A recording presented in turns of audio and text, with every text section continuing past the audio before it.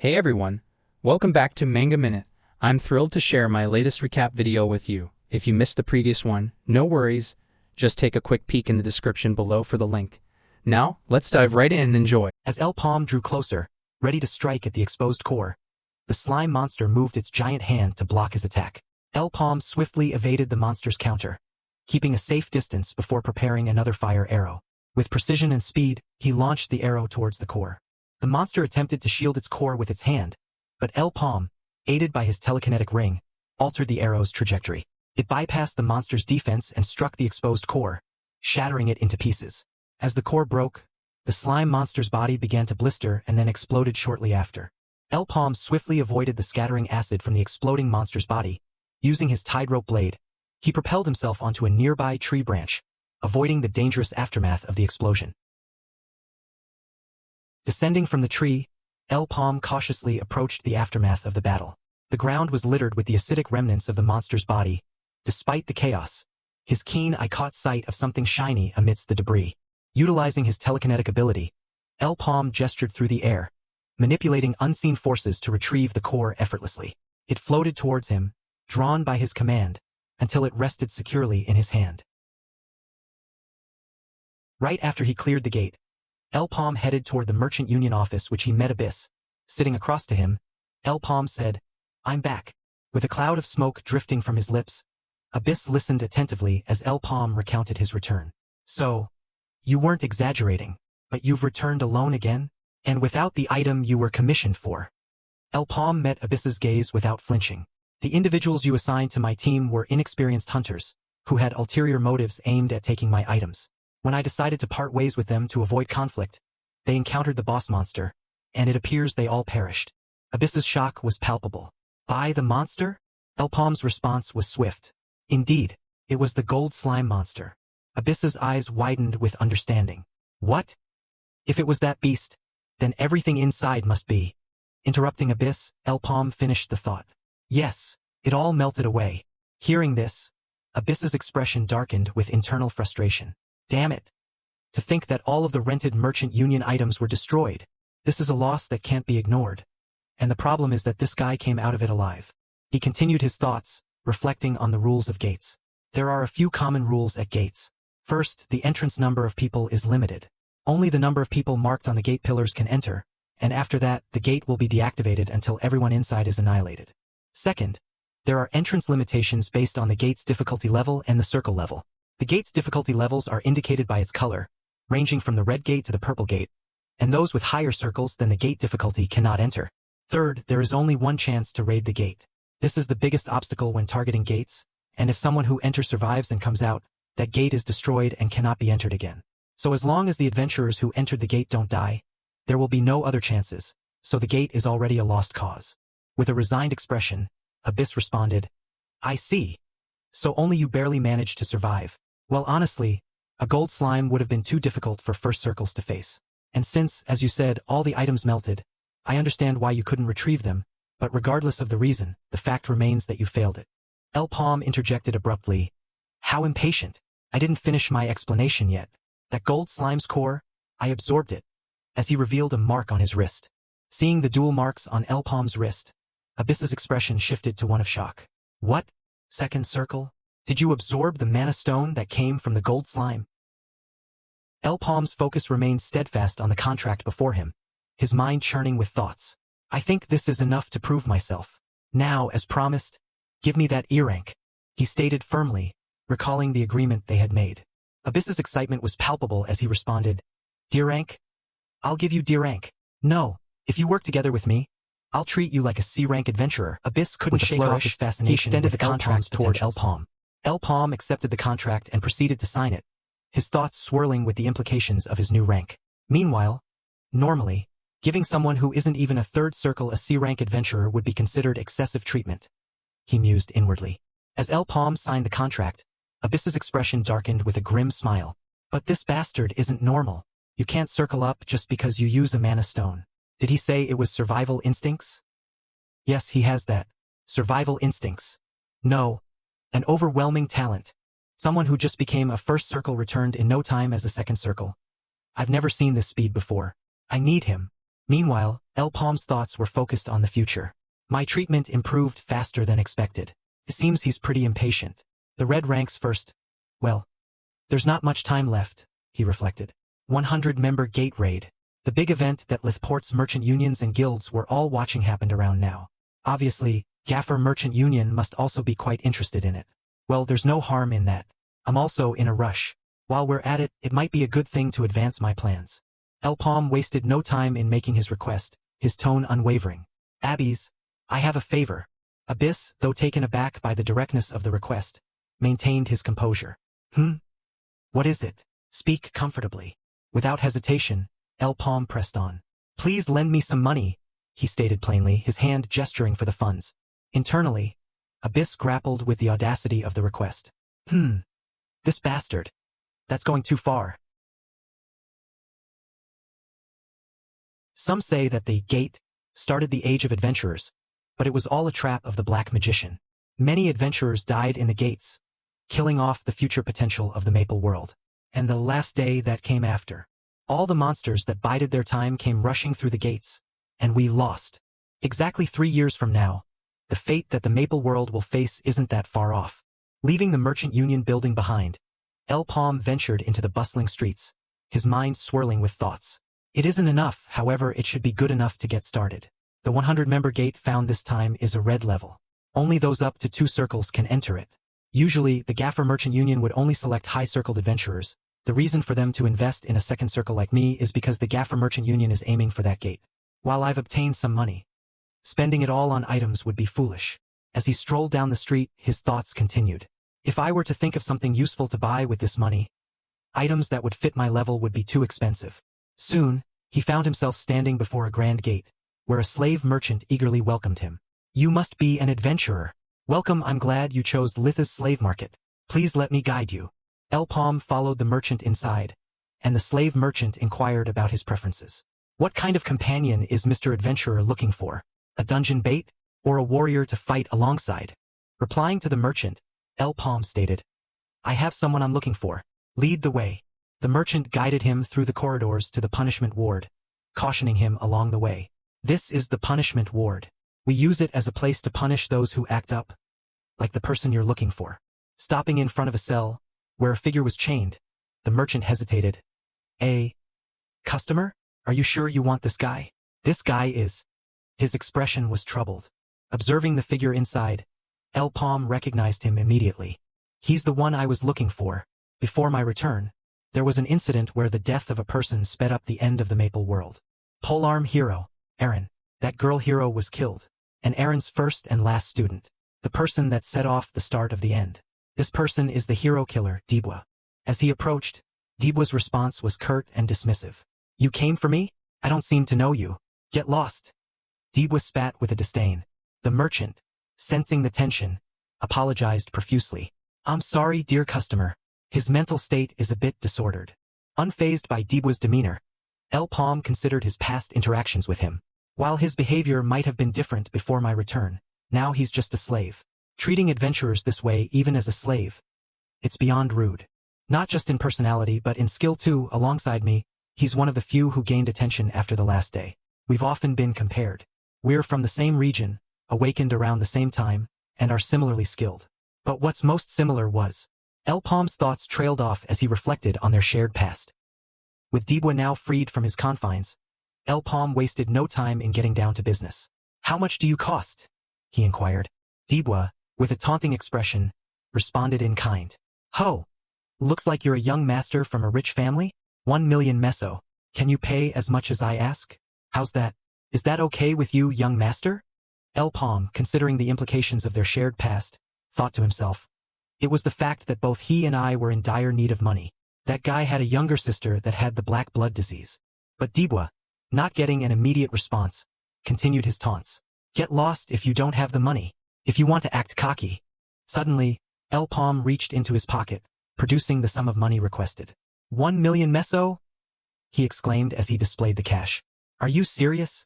Is that money for real? Both Dibwa and the merchant were taken aback by El-paume's unexpected display of wealth. Having demonstrated his ability to meet Dibwa's price, El-paume continued with his terms. Hold on, you should listen to what I say. The contract terms are 1 year and profits 7 to 3. I will have the priority of choice for the items that drop from the gate. The merchant, taken aback by this unexpected turn, pondered. Is he trying to make a contract as a party member instead of a slave? El-paume pressed on, handing over the contract paper. Here's the contract. Take a look and... But before he could finish, Dibwa snatched the paper from his hand. There's no taking it back? He exclaimed in disbelief. Observing Dibwa's swift acceptance of the contract, El-paume speculated. He's accepting without hesitation. Is it because his sister's life is on the line? Without wasting any time, El-paume issued his first order. Since the contract is sealed, we'll head straight to the gate. Dibwa, now tasked with his first assignment, responded eagerly. Leave it to me. El-paume's response was stern and matter-of-fact. You'll need to prove your worth, Dibwa. Dibwa, undeterred, quickly interjected with determination. I'll work harder than anyone you've ever seen before. As Dibwa and El-paume ventured into the woods toward the gate, their steps echoed through the dense foliage. They made their way towards the gate. Dibwa voiced his concerns about the weapon El-paume had provided him. Boss? I'm grateful that you've bought me a new weapon, but I normally use a longsword. We should go back and change. El-paume cut him off with a decisive tone. From now on, you'll be using a polearm when working with me. If you don't like that, we can end the contract. And they finally arrived at the gate. Seeing the imposing gate before them, Dibwa expressed his frustration. Is this the gate you plan on using as a test? Red level with 1 scar with an entry limit of 8. Looks like it's the right place. Where's the rest of the party? If it's our boss with deep pockets, I'm sure there would be good party members. Right, there's a healer as well, right? Fighting is fighting, but having a healer is... He scanned the area, but found no one else. With a worried expression, he turned to El-paume. What is it? Why are you looking at me like that? Could it be... Boss? El-paume reassured him calmly. There's no need to worry about party members. We have enough. Relieved, Dibwa exclaimed. Wow, that's what I thought. I got scared for no reason. As he gestured to his chest in relief. To Dibwa's surprise, El-paume pointed his finger and declared, Here, indicating that they were the only ones entering the gate. Panicked by this sudden turn of events, Dibwa stammered. Huh? What? Wait, no way. Without wasting any time on Dibwa's complaints, El-paume urged, Don't waste time. Let's head in quickly. As he kicked Dibwa inside the gate. Landing inside the gate, Dibwa frowned. Are you crazy? Doing an 8-person gate with just 2 people? There's a limit to your craziness. Does this look like a joke? And I have to use a weapon that I'm not used to. He showed his frustration. Before he could finish his complaint, a sudden noise erupted from a nearby area. Recognizing the sound, Dibwa exclaimed, Those are stumps. He realized they were the close-range foes known for their tough bark that made them difficult to defeat with swords and spears. As he readied himself for a clash with the horde of monsters, he quickly regretted his outburst, realizing he had drawn their attention. With a calm demeanor, El-paume instructed, Move! As he prepared his spell. With swift precision, he launched it. Fire arrow. The fire arrow, guided by his telekinetic ability, swiftly neutralized the horde of monsters in no time.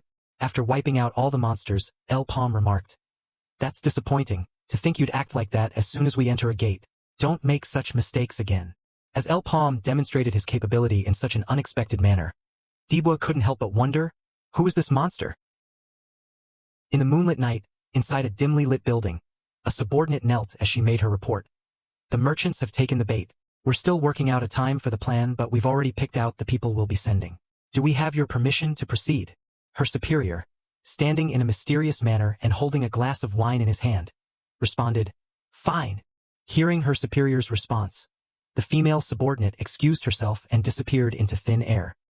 The mysterious man remarked to himself, Everything will be done according to that person's will. Freedom for the maple world. As he lifted his glass and gazed towards the full moon. With a pouch in his hand, Dibwa exclaimed, A total of 27, I've gathered all the mana stones. Responding to Dibwa, El-paume said, Then, let's go. Under the scorching sun, Dibwa, who was walking behind El-paume, pondered, Ha! I thought he was just a crazy bastard. But he's no joke. Is it telekinesis? I've never even heard of anyone using fire arrow like that. If I'm with a talented person like this, will I be able to make a lot of money? Awesome. Since it's 7:3, I'll be able to save some medical expenses and living expenses. Inwardly excited about what his future holds. After walking a while, El-paume stopped and said, Found it. As he arrived at the monster nest. Following El-paume from behind, Dibwa exclaimed, Another group of stumps. There are around 8. No, it's 9 of them. Responding to Dibwa, El-paume said, yes, a perfect number. Confused by the statement, Dibwa said, what? Perfect number? As he gazed towards El-paume, as if he had misheard what El-paume just said. With the pole arm in his hand, Dibwa charged towards the horde of stumps by himself, swiftly eliminating the monsters. Damn it! I have to fight these bastards by myself. I've never used this weapon before, so it's kind of annoying. Having 10 lives wouldn't be enough for this, Dibwa exclaimed in frustration. The monsters didn't stay still, quickly surrounding Dibwa and attacking him altogether. Being surrounded by the monsters, Dibwa shouted, this crazy boss bastard, showing his frustration. Not far from where Dibwa was fighting the monsters, El-paume observed the battle and pondered. He said he's only used swords, which is obvious with how awkward he moves. But he will soon realize that the polearm is the weapon that'll make him the strongest. Memories of past events flashed through El-paume's mind. There's no need to even doubt his talent, since he's the sole person to be chosen by polearm hero Eren as her student. As Dibwa fiercely battled the monsters, he found himself lost in thought. Look at that, the polearm. It has a big range and is powerful. If anything, it's more comfortable than the sword. After I stop tensing up, it feels lighter. If I wield it even more gently then? He mused, indicating he was gaining insight into his weapon. Observing Dibwa's improved battle technique, El-paume delved deeper into his thoughts. He got a hang of it pretty quickly. He hasn't even awakened a circle yet, but is already this good. Suddenly, the ground began to wildly shake. Feeling the tremors, Dibwa exclaimed, an earthquake? But to his surprise, the shaking wasn't caused by an earthquake. The tremor came from a giant tree monster, its grim face and branches serving as arms. Seeing its enormous size, Dibwa couldn't believe it and quickly fell to his knees. The monster wasted no time and attacked Dibwa as he kneeled on the ground. Luckily, El-paume rescued him from the monster's attack, ready to retaliate. With determination, El-paume readied himself to attack the monster. Its size has nothing to do with its threat. If anything, it's easier to hit it, he declared, quickly launching his fire arrow at the towering creature. Witnessing the attack, Dibwa's belief in magic soared. Yes, magic can work, he exclaimed with hopeful eyes. But contrary to Dibwa's expectations, the monster swiftly used one of its arms to block the attack. Dibwa couldn't believe his eyes. It blocked it? He exclaimed in shock. Meanwhile, seeing his failed attack, El-paume pondered his next move. Its reaction is faster than I thought. Then what about this? He thought to himself as he prepared and swiftly launched another fire arrow. Quickly, he shouted, telekinesis activated, intending to guide the arrow towards the monster's blind spot. However, once again, the monster effortlessly used its arm to block the attack. Witnessing his attack fail for the second time, El-paume was shocked and pondered. He blocked that too? As the monster rampaged furiously, Dibwa shouted, magic isn't working either. Why are you just standing there? If you don't want to die, now run. As he dashed to avoid the monster's wrath. Maintaining his composure, El-paume pondered inwardly. It's not that the attacks don't work. The problems are the branches. As the monster's rampage intensified, Dibwa struggled to evade its attacks, while El-paume moved swiftly and effortlessly to avoid the monster's strikes, planning his counterattack. In the midst of the chaos, Dibwa miscalculated his movement and found himself nearly struck by the monster. Reacting swiftly, El-paume used his telekinetic ability to rescue Dibwa from danger. Panting for breath, Dibwa expressed his gratitude. Nice one, boss. I thought I was going to die. Thanks. Interrupting Dibwa, El-paume gave out an order. Dibwa, you take on the stumps. As the horde of small stumps surrounded them. Realizing the stumps surrounding them, Dibwa exclaimed in shock. What? Since when? Paying no heed to Dibwa's shock, El-paume remarked, I'll deal with that bastard. As he quickly charged towards the giant stump monster. Left behind, Dibwa watched in frustration. Why is he so fast? No, it's not something you can defeat without a plan. We need to run for it. Launching a fire arrow aimed at the monster's eye, El-paume pondered. See, as I thought. Witnessing his successful attack, he quickly launched another, piercing the monster's defense. As he prepared another attack, El-paume considered. Its branches move way faster than I expected, so it's impossible to use telekinesis to evade them and attack through the gaps at the same time. However, since I am now a second circle, I can conjure magic 2 times. Seeing El-paume's successful attack, Dibwa was overjoyed and exclaimed, Incredible! To hide another fire arrow behind the first one, no matter how fast he is, he won't be able to block 2 consecutive attacks like that. To think that Stumpy is helpless to those attacks. This human is more of a monster than I thought. he admired El-paume's battle prowess. Amidst the chaos, some small stumps slipped past Dibwa's defense. Seeing this, Dibwa quickly shouted, "No! Back! Watch your back! Fuck! There were so many that I missed a few." With a calm demeanor, El-paume swiftly dealt with all the small stumps, quickly defeating them. Once the small fries were finished, El-paume exclaimed, "Dibwa, you can't properly handle the little ones?" Meanwhile, the giant stump monster didn't miss its chance and quickly launched an attack toward El-paume, almost landing a critical blow. With El-paume's quick thinking, he effortlessly avoided the attack and leaped into the air. However, lost in his deep thoughts, he didn't realize that the monster's hand had gotten dangerously close and was impossible to avoid. In the critical moment, Dibwa reacted quickly, cutting the monster's branch with his polearm and saving El-paume from danger. As he landed safely on the ground, Dibwa remarked, "Ha! I just saved you, so take back what you said about blaming me just now, okay?" Smiling, El-paume responded, "Okay, you finally seem useful, Dibwa. Then, let's go." As they prepared to launch their attacks together. As the battle intensified, El-paume and Dibwa coordinated their attacks. El-paume launched 2 fire arrows simultaneously, while Dibwa, using his polearm, fought the monster in close combat, utilizing its body as a platform to maneuver around. However, the monster retaliated with a powerful counterattack, using 2 branches at once. Dibwa found himself defenseless as he leaped through the air. Recognizing the danger, El-paume swiftly assessed the situation. Attacking from both sides. "Dibwa, I'll take the right." Determined, Dibwa responded, "I'll handle the left then." With their plan in place, they both landed successful attacks on the monster.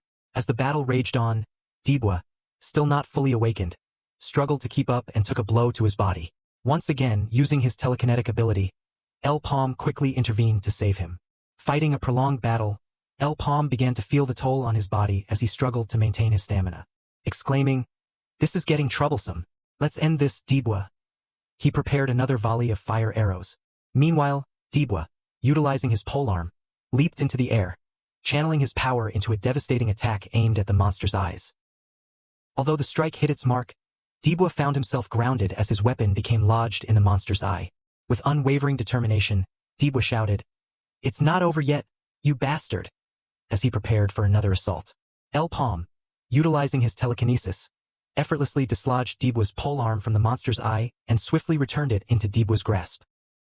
Reinvigorated with his weapon back in hand, Dibwa exclaimed, "Open up, customer, it's time for dessert," as he landed a barrage of blows on the monster. However, even with Dibwa's relentless assault, the monster still stood. Seizing the opportunity, El-paume launched his fire arrows, targeting the monster's exposed core. With precision, the arrows struck true, shattering the core and causing the monster to collapse as flames consumed its body. Amidst the relief of victory, El-paume praised Dibwa's efforts with a simple yet sincere, "Nice work." Breathless but content, Dibwa responded with equal appreciation, "You too." Meanwhile, outside the gate, in a modest dwelling within Lith City, a girl sat down to enjoy her humble dinner, remarking to herself, "It's getting late. Thank you for the food. I should quickly eat and go to bed." However, before she could even take a spoonful, a knock sounded at her door. Hastily, she rose and opened it to find a familiar figure standing before her. Shocked and overcome with emotion, she exclaimed, "Brother?" Tears welled in her eyes at the sight before her. It was Dibwa, bloodied and weary from battle. With a faint smile, he simply stated, "I'm back." In a rush of emotion, his little sister rushed forward, embracing him tightly as tears streamed down her cheeks. "Welcome back," she choked out, overwhelmed with joy at the reunion with her beloved brother. El-paume returned to his jungle-surrounded home, where he once lived with his ailing father. It had been some time since he last visited, and although his father had long since passed away, his remains still lay in the sickbed. In a solemn tribute to his late father, El-paume set the house ablaze, honoring his memory amidst the crackling flames. In his office, Abyss sat with a heavy sigh, poring over the detailed report before him. "Ha! This is going to be an issue," he muttered to himself. "The 100-man gate is coming up. How should I organize this? Sir Rakan will be in charge of things this time. If I were to fail..." As he contemplated the challenges ahead, Abyss couldn't help but feel a sense of unease. This time all of the 10 major merchant unions will be focusing on the clearing of the gate. Epic or higher is pretty much guaranteed on a 100-man gate. Even a legendary item could be a possibility. However, given the circumstances, it won't be easy. The 3 Natasha sisters of the Goldrich Merchant Union. They're so powerful that it's hard to believe they're just 2 circle adventurers. It's to the point that the Gaffer Merchant Union's 2 circle adventures cannot even be considered for comparison. If you were to break it down, not only the Goldrich Merchant Union, but all of the adventurers that the 10 major merchant unions are sending are all cream of the crop. Our Gaffer Merchant Union is clearly outclassed by them all. I feel a bit hesitant but, startled by someone coming inside his room, he exclaimed, who dares to enter without knocking? To his surprise, it was none other than his superior, Sir Rakan, the man Abyss feared most. Feeling a pang of anxiety, Abyss hesitated before responding, Sir Rakan. Sitting in Abyss's chair without a hint of hesitation, Rakan inquired, have you prepared the list for the parties going for the gate clear? It's unlike you to be late. What do you think about the young friend from that time? With a nervous expression, Abyss apologized. My apologies. It's not that punk El-paume has some considerations that need to be taken into account. We know that he's talented, but we have no way knowing what happened the last time the whole of Shev's party was wiped out. That's why I am skeptical. In response to Abyss's concerns, Rakan suggested, how about you test him again then? There just happens to be a place to test him. Ah, right. You should just gather all of the parties you were considering. There will be many witnesses this time. Standing before the colossal gate, Deebwood took in the sight of the gathered adventurers and remarked, who? Looks like there are many people going this time. Meanwhile, a man with a red bandana on his head, Iburu, approached them and exclaimed, are you guys the 5th party? His expression betrayed annoyance as he continued, 2 people with a slave background. As Iburu greeted them, El-paume observed their surroundings and pondered. They're obviously not too welcoming. Are they trying to say that slaves will just get in the way? He noticed the similar expressions on everyone's faces, indicating their skepticism towards him and Deebwa. Continuing his observation, El-paume mused, I guess it's normal for experienced parties to think that way. Looks like they're around 1 and 2 circles. They're totally different from Shev's party. They're the real pros that don't need any baits. After everyone gathered, Rakan spoke up, exclaiming, everyone's here.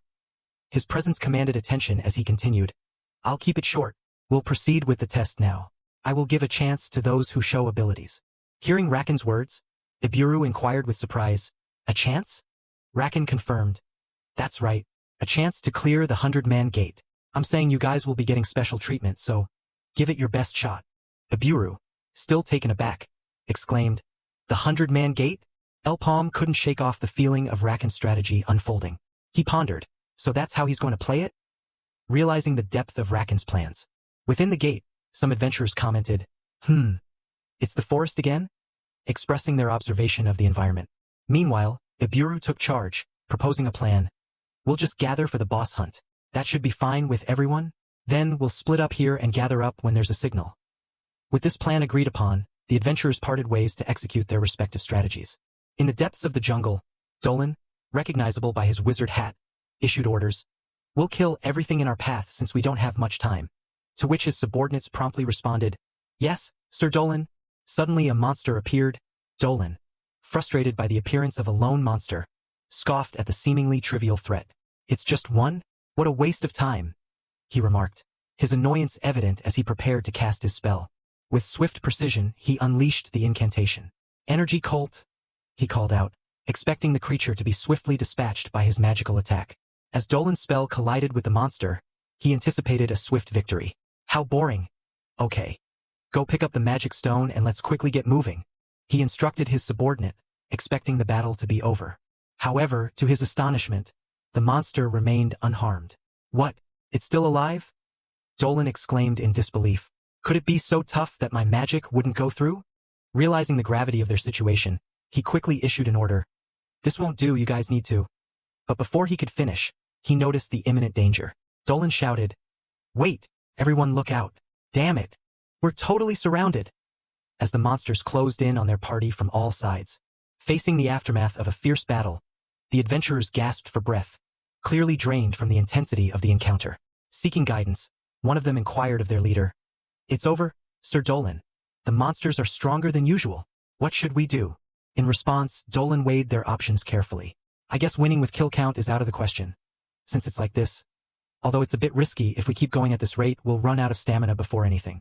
We'll break the alliance and go for the boss. He resolved to take the risk, prioritizing the confrontation with the boss monster over continued skirmishes with lesser foes. As El-paume and El-paume faced their own challenges, El-paume couldn't help but voice his frustrations. That's most likely the case. Forget about all that. Since earlier you've just been standing there talking without helping me, he complained to El-paume. Maintaining his composure, El-paume responded calmly. There were only 3. El-paume continued his line of thought. Anyway, so you're saying we don't have time to waste like this? El-paume agreed readily. Yeah, let's get moving. With determination in his eyes, El-paume declared, to kill the boss monster. But El-paume had a different objective in mind.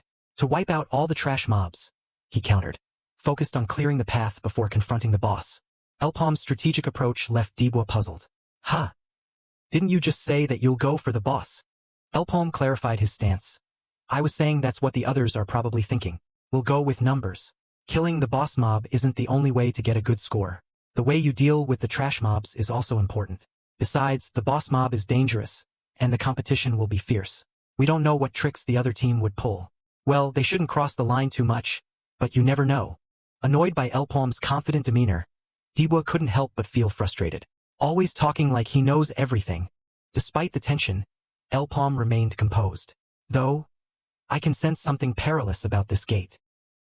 As Dolan's party ventured deeper into the woods, a member suddenly called out, drawing Dolan's attention.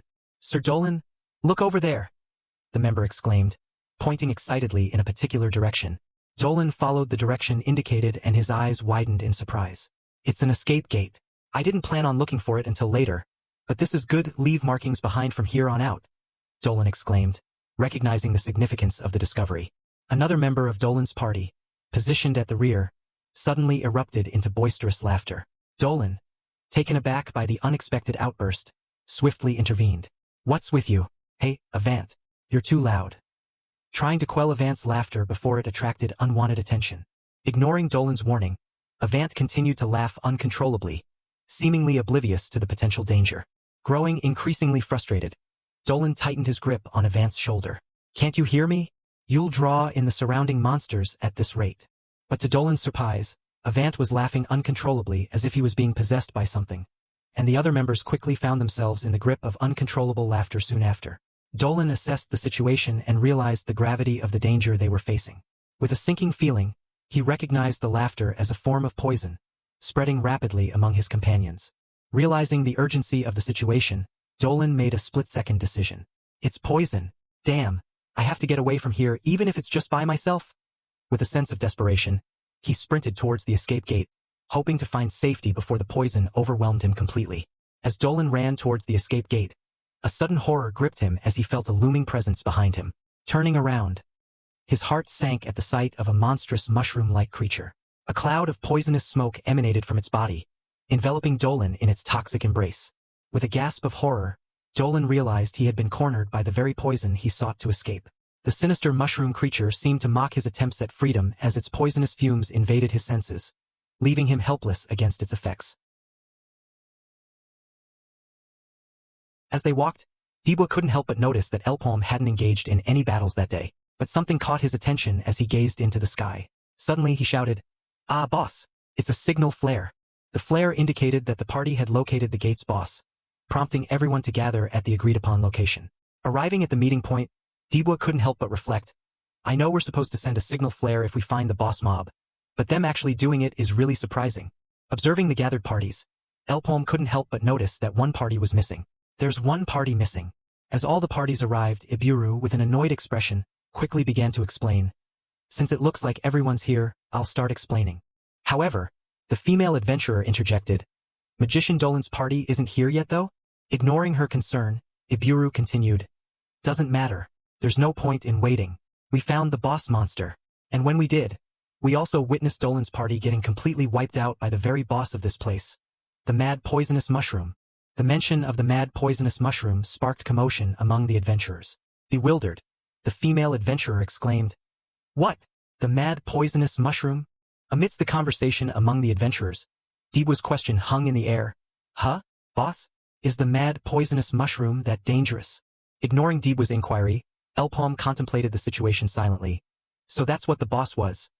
If the mad poisonous mushroom really is the boss, then we'll have to give up on hunting down the boss. Assessing the severity of the situation, he continued, it's the worst type of boss to run into at our level.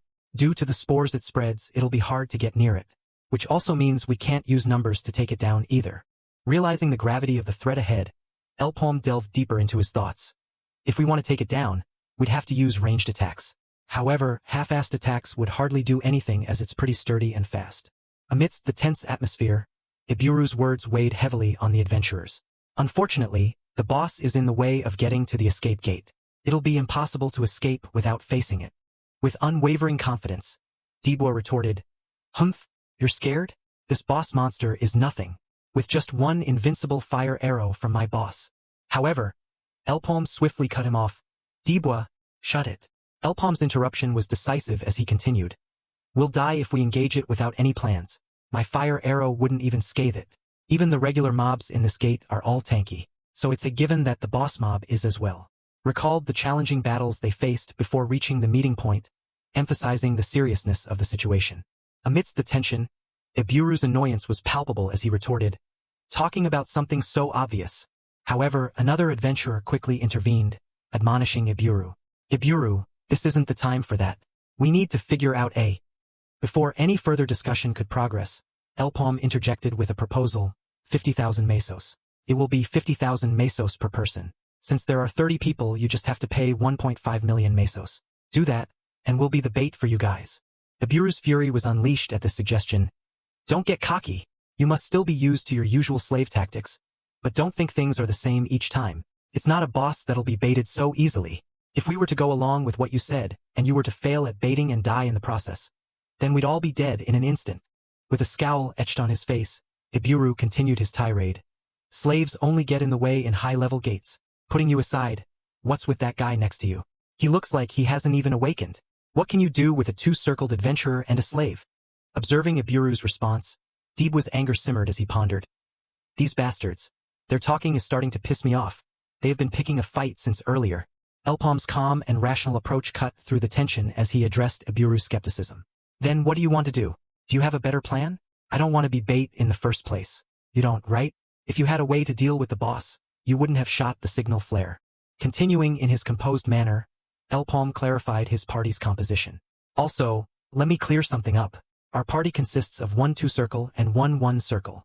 Dibwo, startled by this revelation, inspected his wrist and found a circling mark, exclaiming, What? Since when did I awaken? Haha, I'm a genius for sure. In response to the proposal, one of the adventurers spoke up. Wait, if you're really going to be bait for us, I'm willing to pay. However, we don't have such a large amount on us. El-paume reassured them. That's no problem. We'll collect it when we get out. If we aren't able to escape, we'll just end up becoming the victim. However, everyone here must agree. Now decide.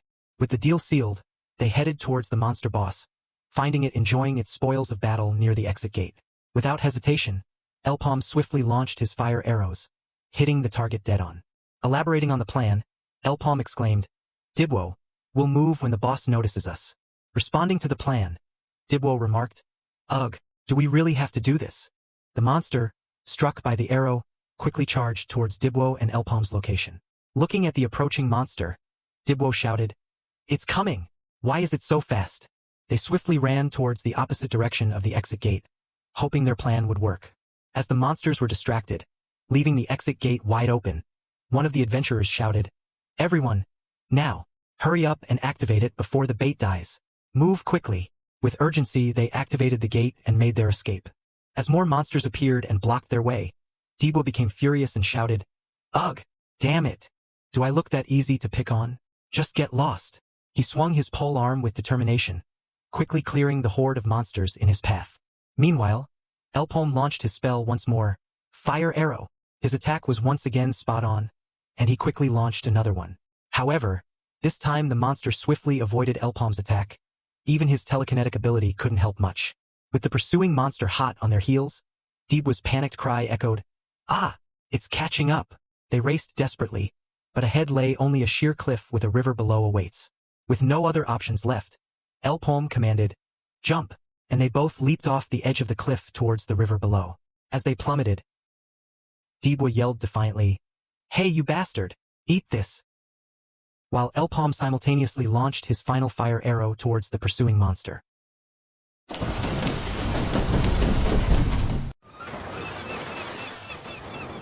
In the bustling harbor city of Lith, where the salty tang of the sea mixed with the fervent energy of merchants and adventurers, our tale unfolds. Raymond, a spirited young adventurer, set foot on the solid ground of Lith with an exuberant shout, his excitement palpable in the air. Raymond proclaimed proudly, "This is the harbor city, it's Lith." Around him, voices clamored with offers and inquiries. "Do you need a place to keep your baggage? Where's my sister? Why don't you buy one of these fishes? If you want to travel Maple World, you need to train first." But Walker, a young man with white hair and a short sword at his side, the presumed leader of their party, interrupted Raymond's jubilation with a questioning tone. "Are you that happy, Raymond?" To which Raymond retorted, "Walker, you're just as happy, aren't you?" Taryn, a man with a green scarf adorning his head, chimed in. "I do want to run around from all the joy too, to be honest. This is where our adventure begins," Taryn declared, setting the tone for the journey ahead. In this era of daring exploits and unknown dangers, adventurers from far and wide forged their destinies, seeking fame and fortune beyond the enigmatic portals that dotted the world. Within these gates lurked monstrous horrors unseen in Maple World, claiming the lives of countless adventurers. Yet, the promise of priceless treasures and unmatched power enticed those who dared to dream. Walker, ever pragmatic, proposed a strategy. "We need a bait. We can't plan anything until we know what's inside the gate. Countless adventurers have died because of unexpected variables. That's why we need a slave to act as bait," he continued, laying out their plan. Charlotte, the lone female member of the group, concurred. "So we need someone to take the attention away from us when we run away." "I agree. That's a good plan," she concluded, her voice resolute. And so, the party sought out a slave merchant to procure their bait, venturing into the dim corridors where the unfortunate were bought and sold. At the sight of two sturdy male slaves, Walker made his decision. "All right, I'll take both." With the deal struck, the party prepared for their inaugural mission. Standing before the looming gate that beckoned with untold mysteries and perils, with a determination etched into his features, Walker instructed, "We'll mark the pillar here to notify the others that we're already in there." As anticipation building in the air, Walker noted, "It seems like no one's gone inside yet. That means we'll be the first." Turning to his comrades, he asked, "You're all ready, right? Let's go." And with resolve in their hearts, the party ventured into the unknown, ready to confront whatever awaited them beyond the gate. And so, they ventured into the gate with hopeful hearts, unaware of the horrors that awaited them within. Passing through the gate's threshold for the first time, Raymond's exuberance gave way to unease as he remarked, "Wag! This feels really strange." Inside the gate, the landscape unfolded in a surreal panorama of towering trees and colossal mushrooms, prompting Raymond to gasp in wonder, "Wow, it's totally different from what I had imagined. I've never been in such a mysterious-looking place before." With steady composure, Walker, the party's leader, reassured them, "There's no need to get all nervous. Let's get moving. Gates are usually formed in locations far from monster habitats, so we should be in the clear for now. We can't use the same gate for leaving. We need to find an exit gate first," he emphasized, outlining their plan. But as they pressed forward, the gate proved to be an unpredictable realm. Suddenly, chaos erupted as Charlotte, trailing behind, fell victim to a monster's ambush, throwing the party into disarray. With alarm in his voice, Walker demanded, "What? Why is there a monster here?" Caught off guard, Raymond could only utter, "Wait, don't tell me all these things here are." Surrounded by menacing creatures, the party sprang into action. Walker, poised to defend, unleashed his abilities, cursing under his breath, "Shit! Fire arrow!" Realizing the urgency of their situation, Walker barked orders. "Something's wrong. Tie the baits to the trees. We need to get out of here." But amidst the chaos, the slaves pleaded for salvation, only to be met with Taryn's harsh command, "Shut up and do as we say." With grim determination, Taryn secured the slaves to the trees, while Walker urged the party to flee. "Now run!" As they made their escape, Walker grimly acknowledged, "This one's a failure. Clearing it isn't important. We need to hurry and find the exit gate." Turning to Raymond, who seemed the most shaken, Walker urged, "Raymond, get it together." With adrenaline coursing through their veins, the party pushed forward, their resolve tested by the horrors of the gate. In the midst of chaos, Taryn's grip tightened on Raymond's collar as he shouted, "He told you to get it together, you bastard. Listen to what Walker's saying." Attempting to calm the frantic atmosphere, Taryn continued, "Calm down. We failed this one, but we can always prepare again. So, don't give up and let's focus on the present. We'll all make it out of here." But before their resolve could solidify, tragedy struck. A massive monster emerged, striking Taryn down with brutal force, leaving Raymond trembling with shock. "Terran!" he cried out, his voice laced with grief. Behind the monstrous creature, Walker's rage boiled over as he unleashed a furious attack, aiming his arrow with deadly precision. "You piece of shit!" he roared. Yet, to their horror, the monster proved to be more formidable than anticipated.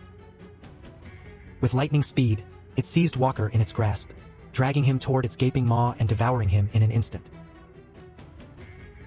Caught in the wake of devastation, Raymond stood frozen, overwhelmed by despair and disbelief, as the once united party crumbled before his eyes. Alone and wounded, Raymond's survival instincts kicked in as he scrambled to evade the relentless onslaught of the monster. Desperation mingled with pain as he attempted to flee, only to be cruelly tripped, his leg ensnared in the creature's grasp. "Please no, my leg!" Raymond groaned, feeling the searing agony course through him. With his back against the wall and hope dwindling, Raymond's gaze darted around until it landed on an unexpected sight.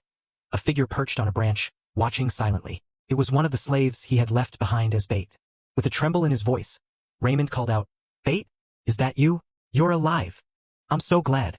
Hurry. Please help me." As desperation surged within him, Raymond confessed, "All my members are dead. It's just you and I now, right? I'm about really sorry earlier. I didn't mean it." Realizing the urgency of their situation, Raymond implored, "You can't get out of here alone. It's better to have more people. So please." His voice trailed off, a plea for salvation in the face of overwhelming odds. As Raymond's pleas fell on deaf ears, frustration and desperation consumed him. "Help me instead of just watching me. You son of a bitch!" he shouted, his voice choked with anger and fear. With an icy calmness, the slave who had been bait remained unmoved, his silence a haunting echo of their dire situation. Suddenly, he leaped from the tree, landing gracefully on the ground. "Don't know. It seems I'm too late," he remarked, his words carrying an eerie finality. In the blink of an eye, Raymond found himself overwhelmed by the relentless assault of the monster. His body half swallowed by the creature's gaping maw, he could only watch in horror as his fate was sealed.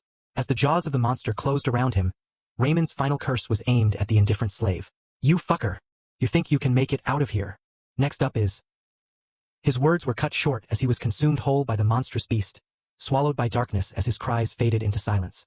Standing firm in the face of impending doom, the slave remained eerily composed as the monstrous creature bore down on him. With a quiet resolve, he spoke with unwavering certainty. "I won't die." Lifting his spear with steady hands, his gaze fixed upon the charging beast. In a swift and decisive motion, the slave thrust his weapon forward, piercing the monster's flesh with precision. As the creature let out a final, guttural cry, it collapsed at his feet, defeated. With the threat vanquished, the slave stood amidst the aftermath, his expression unchanged. But as the life drained from the monster's eyes, a solemn realization washed over him, spoken with a quiet reverence for their sacrifice. He murmured, "Where I died wasn't here." His voice a whisper carried on the wind. He stood alone amidst the remnants of the battlefield, a solitary figure in the desolate landscape of the gate. Within the confines of the gate, chaos reigned as flying monsters filled the air, their ominous presence casting a shadow over the desolate landscape. On a distant hill, a group of adventurers stood watch, their expressions grave as they observed the unfolding spectacle. Tinged with apprehension, one of the adventurers remarked, "It's coming. The king of dragons, Gorntail." He continued, his gaze fixed on the majestic yet terrifying sight of the three-headed dragon soaring through the sky. A female adventurer standing behind him added her somber thoughts. "I guess the centaur's nest has fallen. There is nothing else we can depend on now. The Cygnus Knights, the Resistance, the Cross Hunters, all the adventurers, and the 6 heroes that the people saw as their ray of hope. They're all dead." Turning to the sole survivor among them, she addressed him with solemnity. "You're the only one remaining, the last Adventurer El-paume." Her words hung heavy in the air, a stark reminder of the dire circumstances they faced. Undeterred by the grim reality before him, El-paume, the leader of the adventurers' party, rallied his comrades with steely determination. "Let's go. It's our last adventure," he declared, his voice resolute as the colossal form of Gorntail, the king of dragons, drew nearer. With resolve in their hearts, the adventurers engaged in a desperate battle against the horde of monsters that assailed them. Swords clashed, spells erupted, and arrows flew as the frenzied skirmish unfolded. But despite their valiant efforts, the outcome was inevitable. One by one, the adventurers fell to the relentless onslaught, their courage no match for the overwhelming might of their adversaries. Only El-paume remained, standing amidst the chaos as the last vestige of hope in a world consumed by darkness. Tattered and bloodied, El-paume's weary gaze fixed upon the sky where Gorntail, the three-headed dragon, soared majestically. Yet, the sight brought no solace, only despair. "Is it over for me?" he murmured, his voice hollow as he watched one of the dragon's severed heads begin to regenerate. "It's regenerating the head I cut off," It was all for naught. El-paume lamented, his words heavy with resignation. As the dragon's wounds healed before his eyes, El-paume felt the weight of defeat settle upon him like a shroud. This is my end. The world's end. And our adventure too, he whispered, his voice trembling with anguish. With a cry of frustration, he slammed his fist into the ground, his body racked with pain and regret. Damn it! As if this is how it all ends? He groaned, his thoughts consumed by the memories of his fallen comrades. Philip, Jaden, Alexis too. Everyone sacrificed themselves. I can't accept this. Refusing to surrender to despair, El-paume's resolve hardened. Gornthale, this cannot be how it ends. He roared, his voice echoing with defiance. Summoning the last of his strength, he prepared his final attack, channeling his remaining mana into a spell aimed at the flying dragon. No matter what, I'm going to bring you down with me, he shouted, determination burning bright in his eyes. But before he could unleash his attack, agony tore through his body, his strength faltering under the weight of the battle's toll. Vomiting blood, he collapsed, his body unable to withstand the strain. In his final moments, as the dragon unleashed its fiery breath upon him, El-paume's defiant spirit remained unbroken, a testament to his unwavering courage in the face of insurmountable odds. As El-paume's life ebbed away, his thoughts echoed with regret and longing. Why did it have to end like this? If only I were more powerful. If I had just one more chance. He lamented, his voice barely a whisper amidst the chaos of battle. With each breath growing weaker, he yearned for the opportunity to rewrite his fate, to turn the tide of the battle in his favor. But as his strength waned and darkness enveloped him, he knew that his time had come, and his final regret would remain forever unfulfilled. The voice of the guard pierced through the fog of his thoughts, filled with contempt and disdain. Get up, pathetic piece of shit. As if pretending to be sick would work, the guard bellowed, his words a harsh reminder of El-paume's dire circumstances. Startled by the sudden voice and the splash of water, El-paume jolted awake, gasping for air as the cold liquid shocked him back to consciousness. Blinking away the haze of confusion, he struggled to comprehend the situation, his mind reeling from the abrupt awakening. With a furrowed brow, the guard's disdainful remark washed over El-paume, but he remained unfazed, his mind consumed by a whirlwind of confusion and realization. You should know your place as a slave, the guard chided, his words dripping with contempt. But El-paume paid the guard's words little heed as he delved into his own thoughts, piecing together the fragments of his shattered memory. What? What about Gornthale? Wait, am I alive? He pondered, his mind racing to make sense of his surroundings. Recognition dawned upon him as he surveyed the familiar sights of the slave market. This place. I know this place. It's the slave market. But, if my memory served me right, the slave market was abolished long ago. No way. But this place is definitely, he muttered, struggling to reconcile the present with his memories. El-paume grappled with the revelation. The guard's taunting words fell upon deaf ears as El-paume delved deeper into his memories, his mind racing to piece together the puzzle of his current situation. He's the merchant that was in charge of me 6 years ago when I was a slave. Then right? He's definitely the same guy. He realized, his thoughts racing with newfound clarity. As the pieces of the puzzle fell into place, El-paume came to a startling realization. Am I back in the past? He murmured, his voice barely a whisper amidst the chaos of his thoughts. But before he could fully grasp the implications of his discovery, the guard's anger boiled over, and he lashed out with violence. What the hell are you glaring at? You little shit! The guard roared, his fist hurtling toward El-paume's face with menacing intent. Leaning against the grimy walls of the slave market, El-paume found himself lost in a labyrinth of thoughts and disbelief. Am I dreaming right now? No, it's too realistic. I can't believe it. But there's also no other explanation. In the midst of his confusion, a realization dawned upon him with startling clarity. That day, I was brought back to the starting point of all stories. There is no reason to overthink it, and it's all my second chance. He mused, his mind grappling with the surreal nature of his circumstances. With this revelation, El-paume's mind cleared, and a sense of purpose emerged from the chaos. Though his journey had taken an unexpected turn, he was determined to navigate this new reality and uncover the truths that lay hidden within. Back in the present, within the confines of the gate, El-paume found himself amidst the eerie silence of the woodland, brought there by Walker's party as bait. As he traversed the dense foliage, his eyes fell upon a staff lying abandoned on the forest floor. Picking up the staff, El-paume couldn't help but marvel at its craftsmanship. A staff for fire arrow. Not a bad staff, it's perfect for my skill level right now too. But this isn't enough. Otherwise, there is no point in coming back here. An adventurer should have more than just a weapon, he mused, recognizing its potential as he continued his journey through the wilderness. As he pressed forward, his keen eyes spotted a shoe, another remnant of Walker's party. Stooping down, El-paume examined the shoe closely, a sense of anticipation building within him. Right. There are sometimes guys who hide valuables in their shoes. he remarked, his fingers deftly exploring the hidden compartments. To his delight, he discovered a small object nestled within the shoe. A ring. It's the telekinesis ring, he exclaimed, his voice tinged with excitement as he recognized the significance of his find. As the horde of monsters descended upon him with ferocious speed, El-paume's senses sharpened, his mind racing to assess the situation. Did they smell the blood?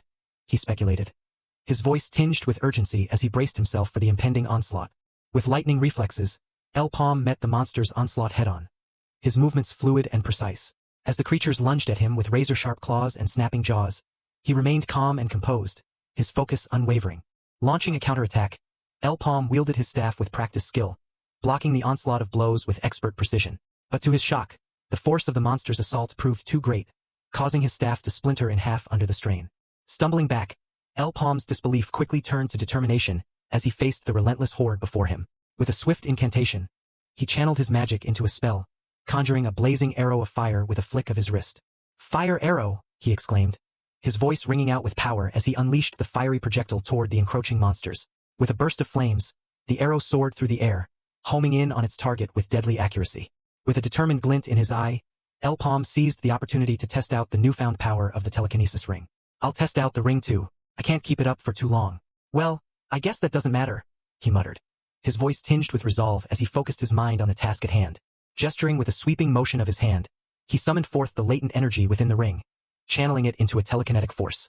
With a surge of power, he redirected the fiery arrow with precision, guiding it through the air with a flick of his wrist. The arrow, now under his control, homed in on its targets with unerring accuracy, striking down the monsters one by one as it tore through their ranks. Amidst the throng of monsters, El-paume's resolve remained unbroken, even as he faced a new challenge. "Fire arrow's not working. It doesn't seem to be broken. Is it on cooldown?" With no time to dwell on the issue, El-paume quickly shifted his focus, steeling himself for a different approach. "That leaves me with no choice," he resolved, his mind racing as he prepared to engage the monsters with physical force. With swift kicks and powerful strikes, El-paume unleashed a barrage of attacks upon the encroaching creatures, his movements fueled by a mixture of adrenaline and determination. Yet, even as he fought, a nagging thought lingered in his mind. How much longer? He pondered, his thoughts consumed by the uncertainty of his situation. As he continued to battle against the relentless onslaught, he tried to channel his magic into a potent enchantment. This time, the staff responded to his command, glowing with renewed power as El-paume conjured forth another fire arrow. With a swift motion, he unleashed the fiery projectile, guiding it with his telekinetic ability to decimate the remaining monsters with unerring precision. As the last of the creatures fell beneath the searing flames, El-paume stood amidst the smoldering wreckage. El-paume's attention was drawn to the voice of someone familiar amidst the aftermath. You're no ordinary slave. Spearmanship and magic too? Who are you?" came the incredulous voice of Charlotte, a member of Walker's party. Startled by her presence, El-paume turned towards Charlotte, his expression unreadable as he processed her words. "She was alive? She got lucky. Well, I guess unlucky is the better choice of word," he remarked dryly, his thoughts racing with uncertainty. But Charlotte's interrogation continued, her voice tinged with accusation as she pointed out the staff and the peculiar mark on El-paume's wrist. "Why do you have that staff? And that on your wrist? How did you awaken when you're just a slave?" she demanded, her tone betraying a mix of disbelief and suspicion. "Wait, was this all your scheme?" she added, her accusatory tone hanging heavy in the air. With a cold and unyielding expression, El-paume fixed his gaze upon Charlotte, who lay upon the ground before him. "Are you done talking? Sorry, but you got it wrong. Not that anything would have been different even if I had planned this. I would have killed you all either way. I absolutely abhor people like you who use slaves as bait," he remarked as he pointed his staff towards Charlotte with the killing intent. As El-paume made his way out from the gate, the people around him couldn't help but react with surprise and disbelief. "Look over there," they whispered among themselves, their voices filled with incredulity. "Really?" someone exclaimed, their tone tinged with disbelief. "No way," another voice chimed in, echoing the sentiments of astonishment. "A bait slave came back on his own?" The words spread like wildfire through the crowd as they watched El-paume, wearing a slave necklace, stride confidently towards the center of the city. Despite the murmurs of the onlookers, El-paume remained focused on his own thoughts, his resolve unwavering. "The dice have already been thrown. Then first, I need to hurry in order to avoid repeating the same fate. I need to free myself," he declared inwardly, his mind set on his next course of action, his determination driving him forward as he set his sights on a towering building ahead. In the office room of the Merchant Union, Abyss, the enigmatic figure in charge, listened intently as his subordinate delivered a report. The slaves returned back alive? He inquired, his voice laced with curiosity. Confirming Abyss's inquiry, the staff continued, yes, that's the case, Mr. Abyss. Apparently he returned without a single scratch. It's not unlikely for someone meant to be the bait to return safe and sound. Is it? And all the adventurers accompanying him died inside the dungeon. Abyss's brow furrowed in thought as he processed the information. What? So he's the only one who made it out alive. On top of that, you say he didn't run away and came back here on his own feet. Contemplated the implications of El-paume's unexpected return. People who've been reduced to slaves because of debt will end up as bait again, even if they come back alive. Despite that, he didn't run away. That means he's well aware he can't get out of our hold that easily, because the sole means of escaping is through death. That's the way of the Gaffer Merchant Union, isn't it? Abyss reflected somberly, his words carrying the weight of the union's ruthless practices. With a grim expression, he added, so why do I have to be reported about such a trivial matter? Responding to Abyss's inquiry, the staff continued, there's another event to report besides this. That slave unlocked the first circle. Abyss's shock was palpable as he absorbed this new information, his disbelief evident in his tone. What? The slave who is a bait is now one circle, you say? As he awaited the staff's response, Abyss pondered inwardly, his mind racing with the implications of El-paume's newfound abilities. A slave would harbor negative sentiments towards the merchant union, and if things go wrong, his thoughts trailed off, hinting at the potential dangers of underestimating someone who had broken free from their chains. And the staff responded, to add on, he's asked for a change in contract. Hearing that, Abyss responded, a change? The staff quickly replied, it seems he'd like to register as an adventurer. Hearing such a ridiculous report, Abyss remarked, oh, a lowly slave dares?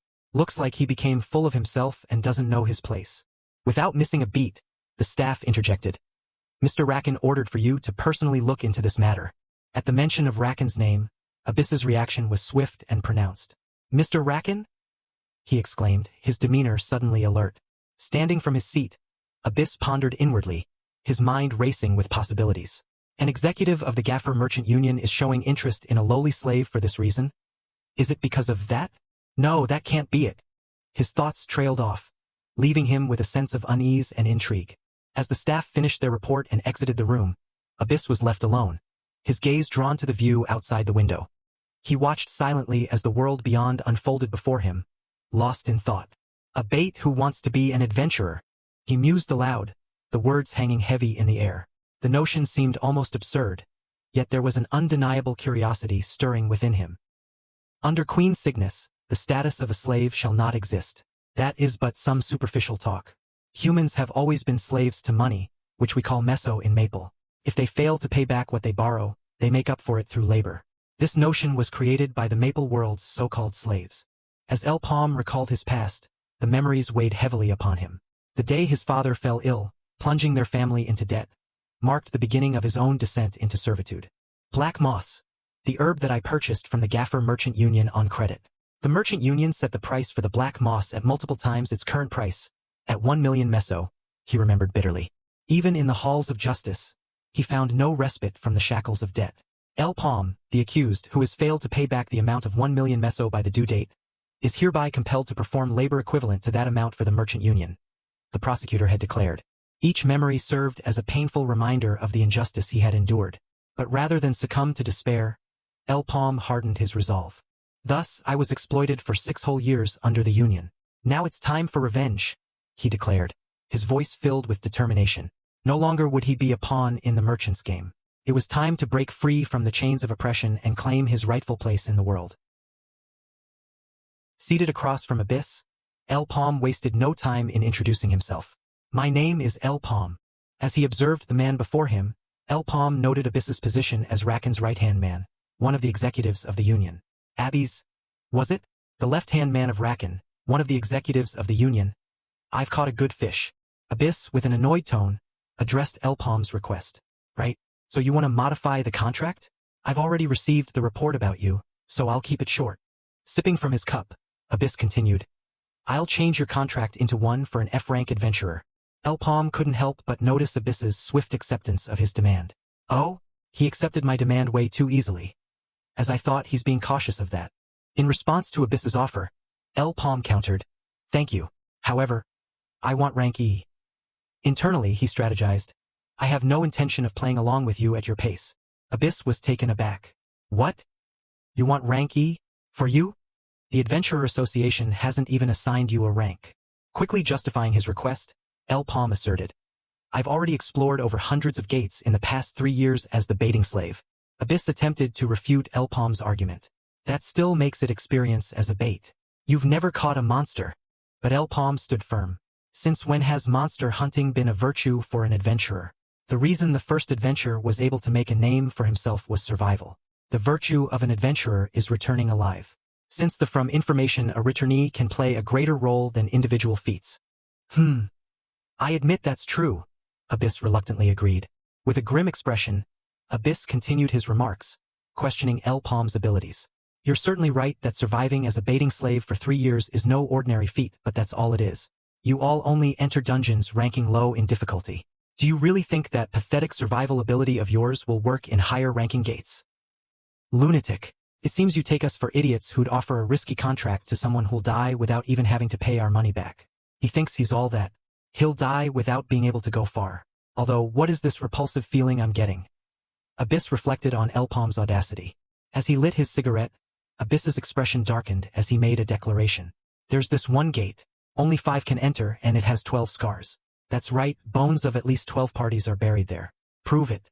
If your worth is what you say it is, I'll do what you want. He extended the contract paper towards El-paume, offering him a chance to demonstrate his worth.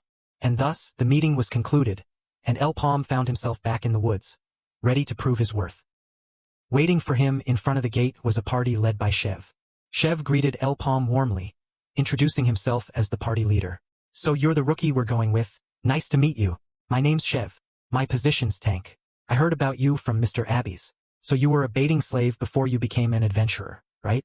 El-paume responded with a polite acknowledgement. I hope we can have a nice time working together. Chev, the party leader, seemed unconcerned about El-paume's past. I don't care about stuff like that, so don't worry. The same goes for my comrades. He gestured to the members standing behind him, indicating their solidarity as a team. Chev, curious about El-paume's abilities, inquired. I heard you can use fire magic. Another member of the party, Max, interjected with skepticism. What do you mean? The elemental magic you can use is decided. Chev explained the intricacies of magic use.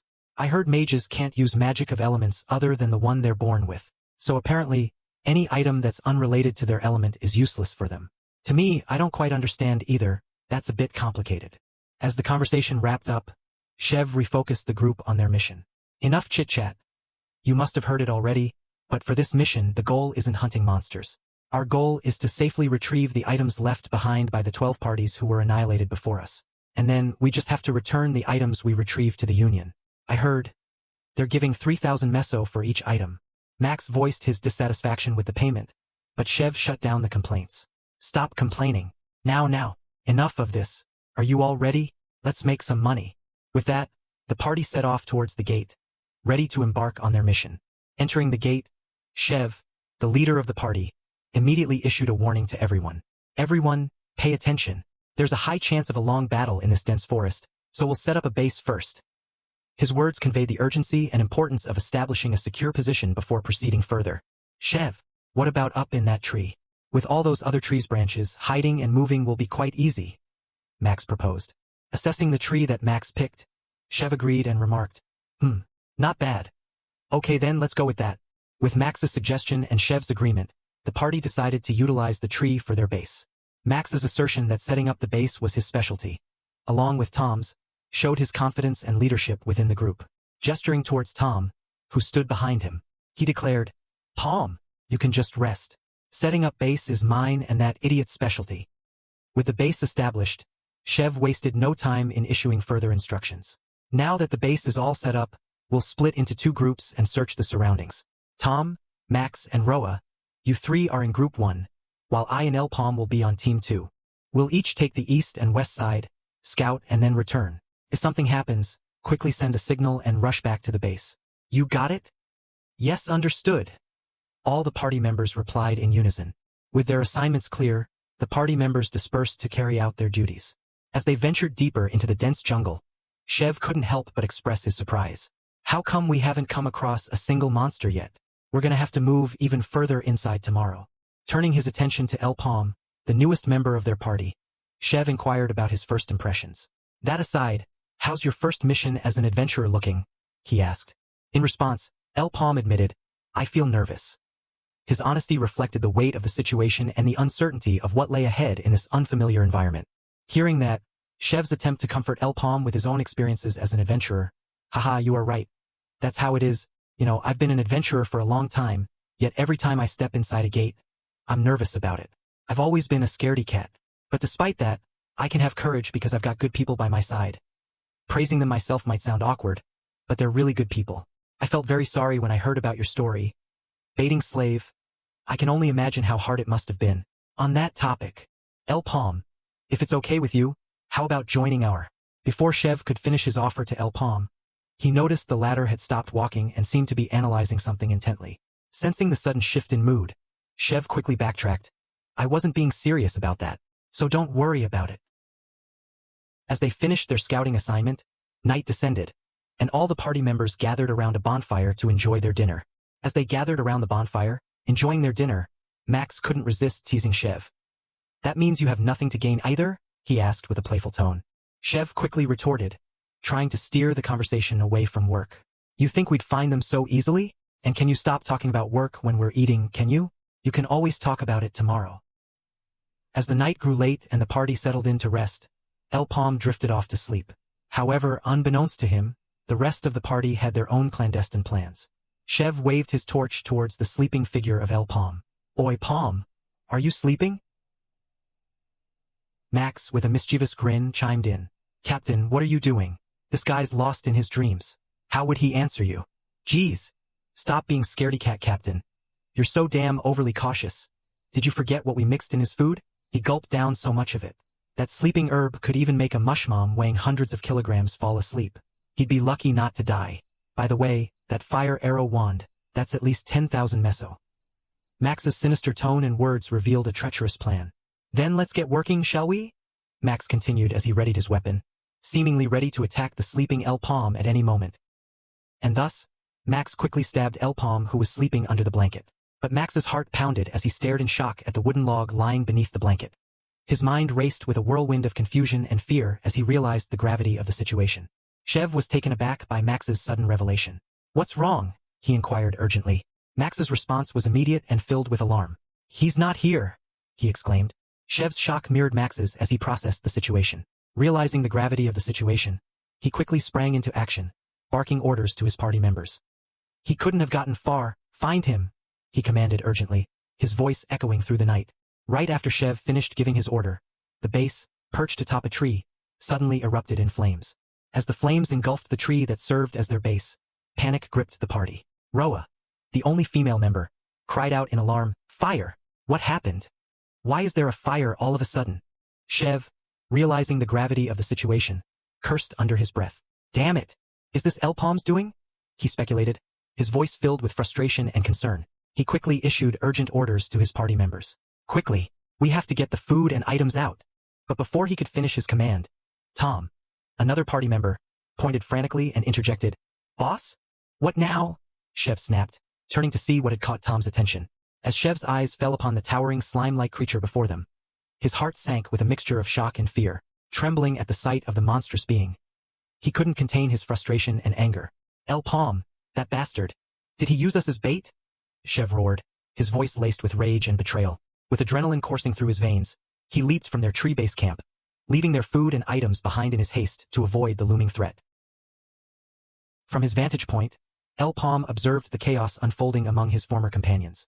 He remarked, How lacking. They shouldn't have been so kind if they wanted to trick me. In a gate where over 12 parties that have veteran adventurers fail, they'd welcome a bait like me? It's obvious they were up to something. Turning his attention to the towering monster before him, El-paume couldn't hide his surprise. I had an inkling that it was that thing from the broken parts, but it's bigger than I thought. As they ran for their lives, Chev's voice rang out amidst the chaos, filled with frustration and urgency. Damn it! That type is disadvantageous to us. No run for your lives. Tom, running close behind, sought guidance from his captain. Boss, do you know what that thing is? Chev's response was swift, his tone grave with concern. If my guess is right, that thing is a gold slime. It's not something you normally see in Maple World. It's a rare boss monster that only comes out of red gates. That thing's body is acid. So it's the worst matchup possible for melee adventurers like us. And the most dangerous part is... But before he could finish his explanation, Shev's instincts kicked in, and he shouted, "Dodge!" as they narrowly avoided the acidic projectile hurled their way. Observing the effects of the acid on the ground, Tom's disbelief was palpable. What's with that thing? It has long-range attacks, too? Shev, still focused on their survival, provided insight into the creature's abilities. Its acid arrow. It's a skill that lets it shoot out its body's acid. Tom's frustration was evident as he grappled with the situation. "Isn't it just cheating at this point?" he exclaimed, struggling to comprehend the monster's seemingly unfair advantage. Amidst the relentless pursuit of the monster, Shev's voice cut through the chaos with urgency. "Get a hold of yourself. It's coming." Struggling to keep up with the pace, another party member sought guidance. "Boss, how do we deal with that thing? Is there even a way to deal with it?" Shev's response was swift and strategic. "Let's get out of here first. Its acid arrow should have a cooldown of 1 minute. We'll recover and look for a chance. We have to go for the core in that thing's head." With Shev's plan laid out, Max seized the moment and took charge. "Ha! So its skills on cooldown, huh?" With determination in his voice, he turned back and charged towards the monster. "We still have enough time. Just leave it to me." Shev's warning came too late as Max's bold action met a tragic end. "Wait! We have to attack together." His words were drowned out by the piercing sound of Max's body being struck by the acid arrow. Witnessing the horrifying demise of his comrades, Shev's voice trembled as he realized the grim reality. "What? There should still be over 10 seconds left on its cooldown." His words were cut short as the acid arrow struck, melting his body into oblivion. Hidden behind a nearby tree, El-paume observed the tragic scene and Shev's last moments. "Looks like it's over. Shev, your words weren't wrong. However, a gold slime eats items and grows stronger accordingly. I'm guessing that the cooldown time decreased as it got stronger. That thing's abnormal size and almost non-existent cooldown on acid arrow. Now I know why the parties that came before have all failed. That thing is already out of its class.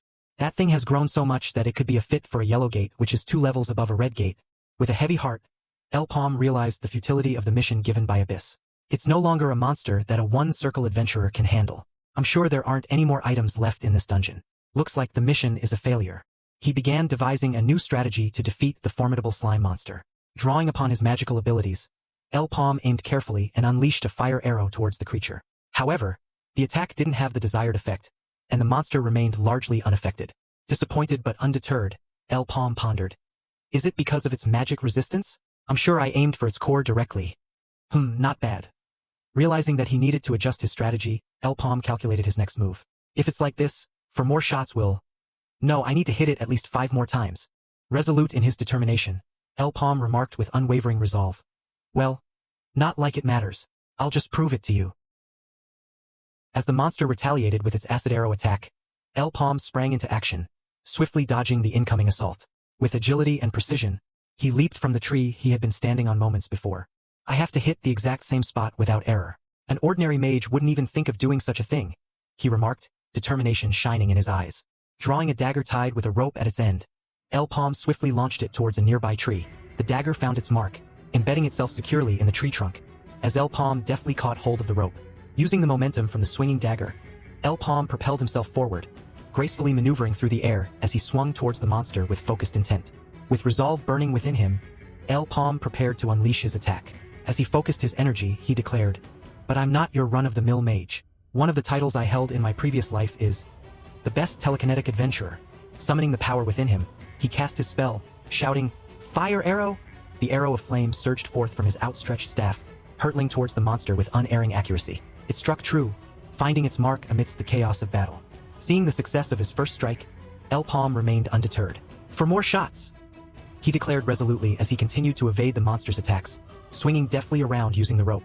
Once again, he readied his spell, determination coursing through him. "Fire arrow!" he shouted, unleashing another arrow of fire towards the towering slime monster. With precision honed through experience and determination burning bright, El-paume continued his relentless assault. As he launched each fire arrow, his resolve grew stronger. 3 more, he declared as another arrow found its mark, followed by yet another successful strike. 2 more, he counted, his movements fluid and calculated amidst the chaos of battle. Despite the monster's agility, El-paume remained steadfast. "Dodging? It's pretty quick for its size. But it's pointless," he mused, his hand outstretched as he prepared to channel his telekinetic ability once more. Redirecting the trajectory of his next arrow in an instant, he launched his attack with unwavering focus. The arrow struck true, shattering the monster's defenses and revealing its vulnerable core.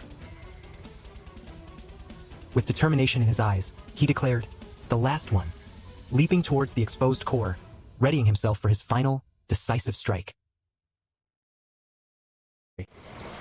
As he caught his breath, Dibwa exclaimed, "Ha! That damned mushroom! I almost died," while pulling himself out of the river. Curious and still shaken, Dibwa asked, "Just what's with that thing?" With a calm demeanor, El-paume responded, "Didn't you hear? It's the boss monster of this place. Looks like we need to prepare better if we're going to kill it." With disbelief written all over his face, Dibwa exclaimed, "Boss? You're talking as if we're really going to kill that thing."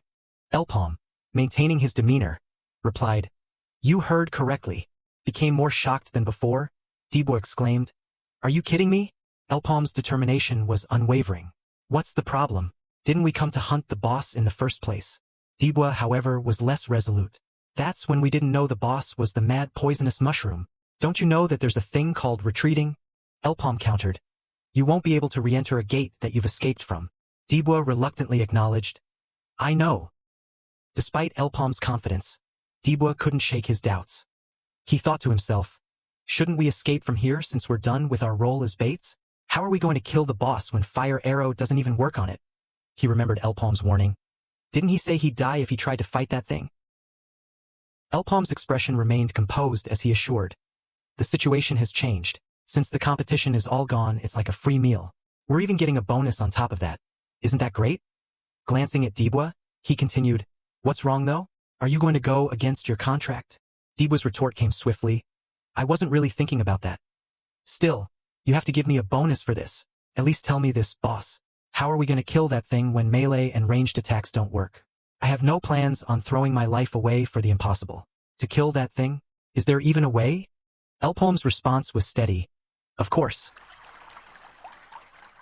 Outside the gate, amidst the confines of the trees, Abyss, stationed there, voiced his surprise. They're already coming out? It's a 40-man gate. Isn't it still too quick?" Turning to one of the adventurers, Abyss inquired, "Jubra, how did the gate go? Seems like a few are missing."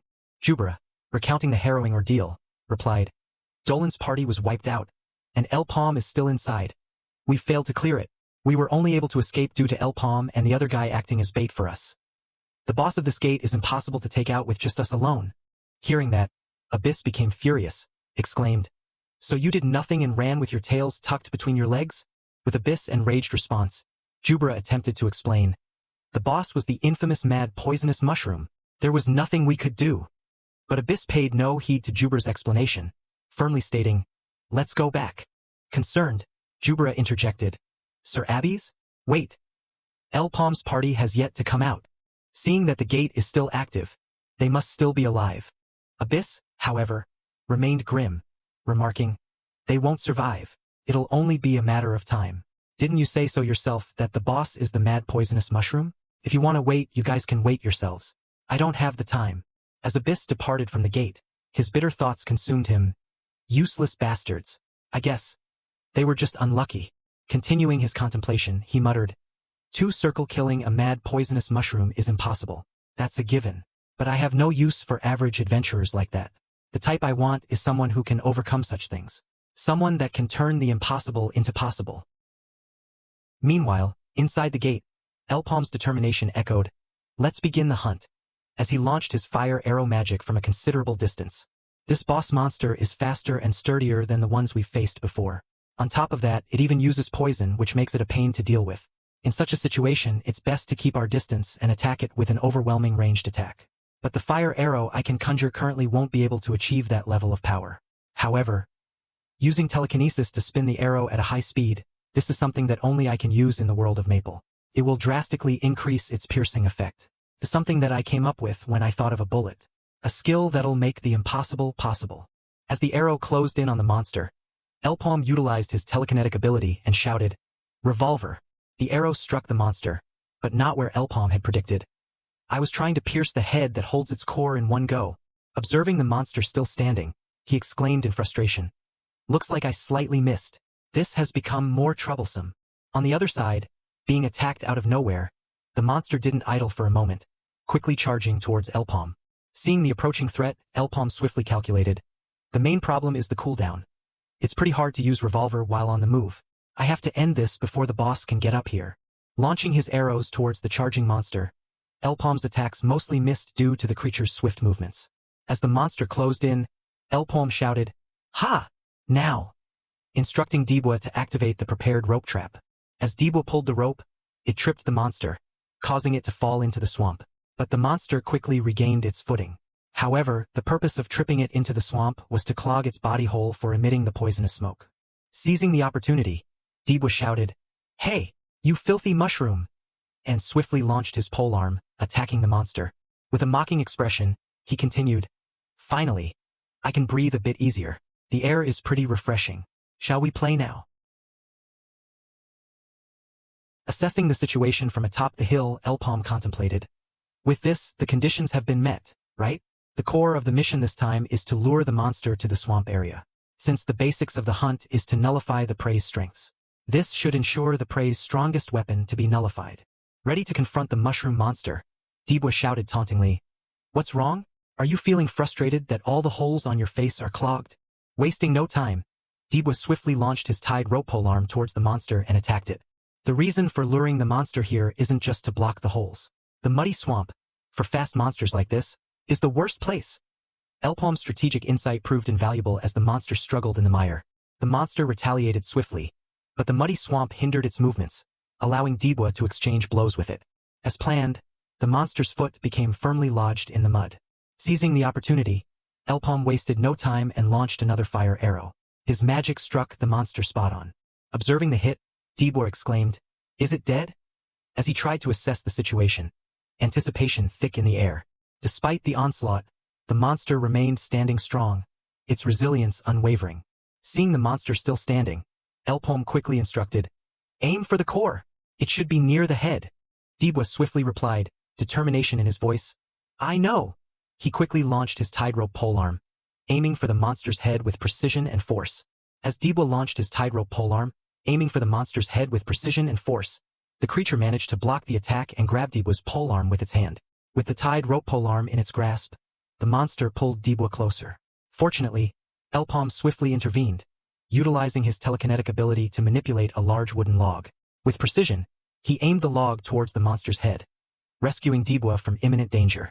Once Dibwa was out of harm's way, he wasted no time and launched another attack, seizing the opportunity presented. Meanwhile, El-paume conjured a curtain of muddy water, effectively blocking the monster's vision, further impairing its ability to defend itself.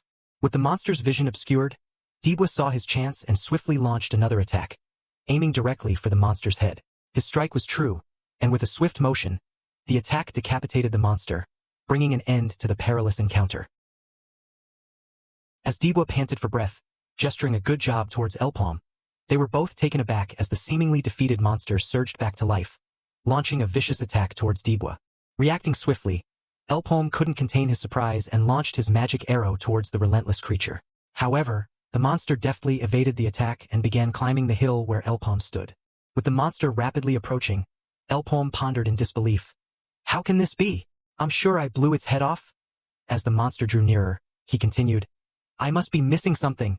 I only have enough for one more fire arrow. There's no next time. I can't just shoot it anywhere." Meanwhile, Dibwa, overcome with frustration, muttered angrily, "Damn it! This is pissing me off." He swiftly launched his tied rope polearm towards the climbing monster, aiming for its leg. His attack struck true, severing the monster's leg. Despite this, the resilient creature continued its ascent, undeterred by its newfound lack of mobility. Seeing the monster drawing dangerously close, Dibwa shouted urgently, "Boss, it's dangerous." Observing the monster closely, El-paume's sharp gaze narrowed as he realized, "Is that your real head?" With a swift motion, he readied a flare gun, determination gleaming in his eyes. "Thanks for letting me know." Without hesitation, El-paume launched a fire arrow towards the monster. The attack hit its mark, sending the creature hurtling away from the cliff. As it crashed to the ground below, it exploded into a cloud of poisonous smoke, engulfing the surrounding area. Witnessing the unexpected turn of events, Dibwa exclaimed in frustration, "It's being a pain till the end." Reacting swiftly, El-paume pulled Dibwa up the cliff to safety. Once atop the cliff, Dibwa breathed a sigh of relief, his expression filled with both exhaustion and disbelief. "Phew! Thought I was going to die? Is it really over now?" Assuring El-paume responded, "Yeah, you did well, Dibwa. We'll grab the mana stone when the poison clears."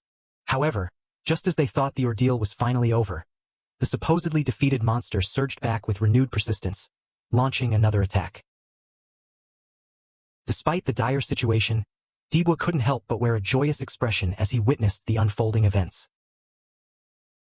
Amidst the tension at the Gaffer Merchant Union office, Rakan couldn't help but remark, "So you just came back just like that? That temper of yours is the same as before." Upon hearing Abyss' report, Abyss, feeling the weight of the situation, could only offer a brief apology.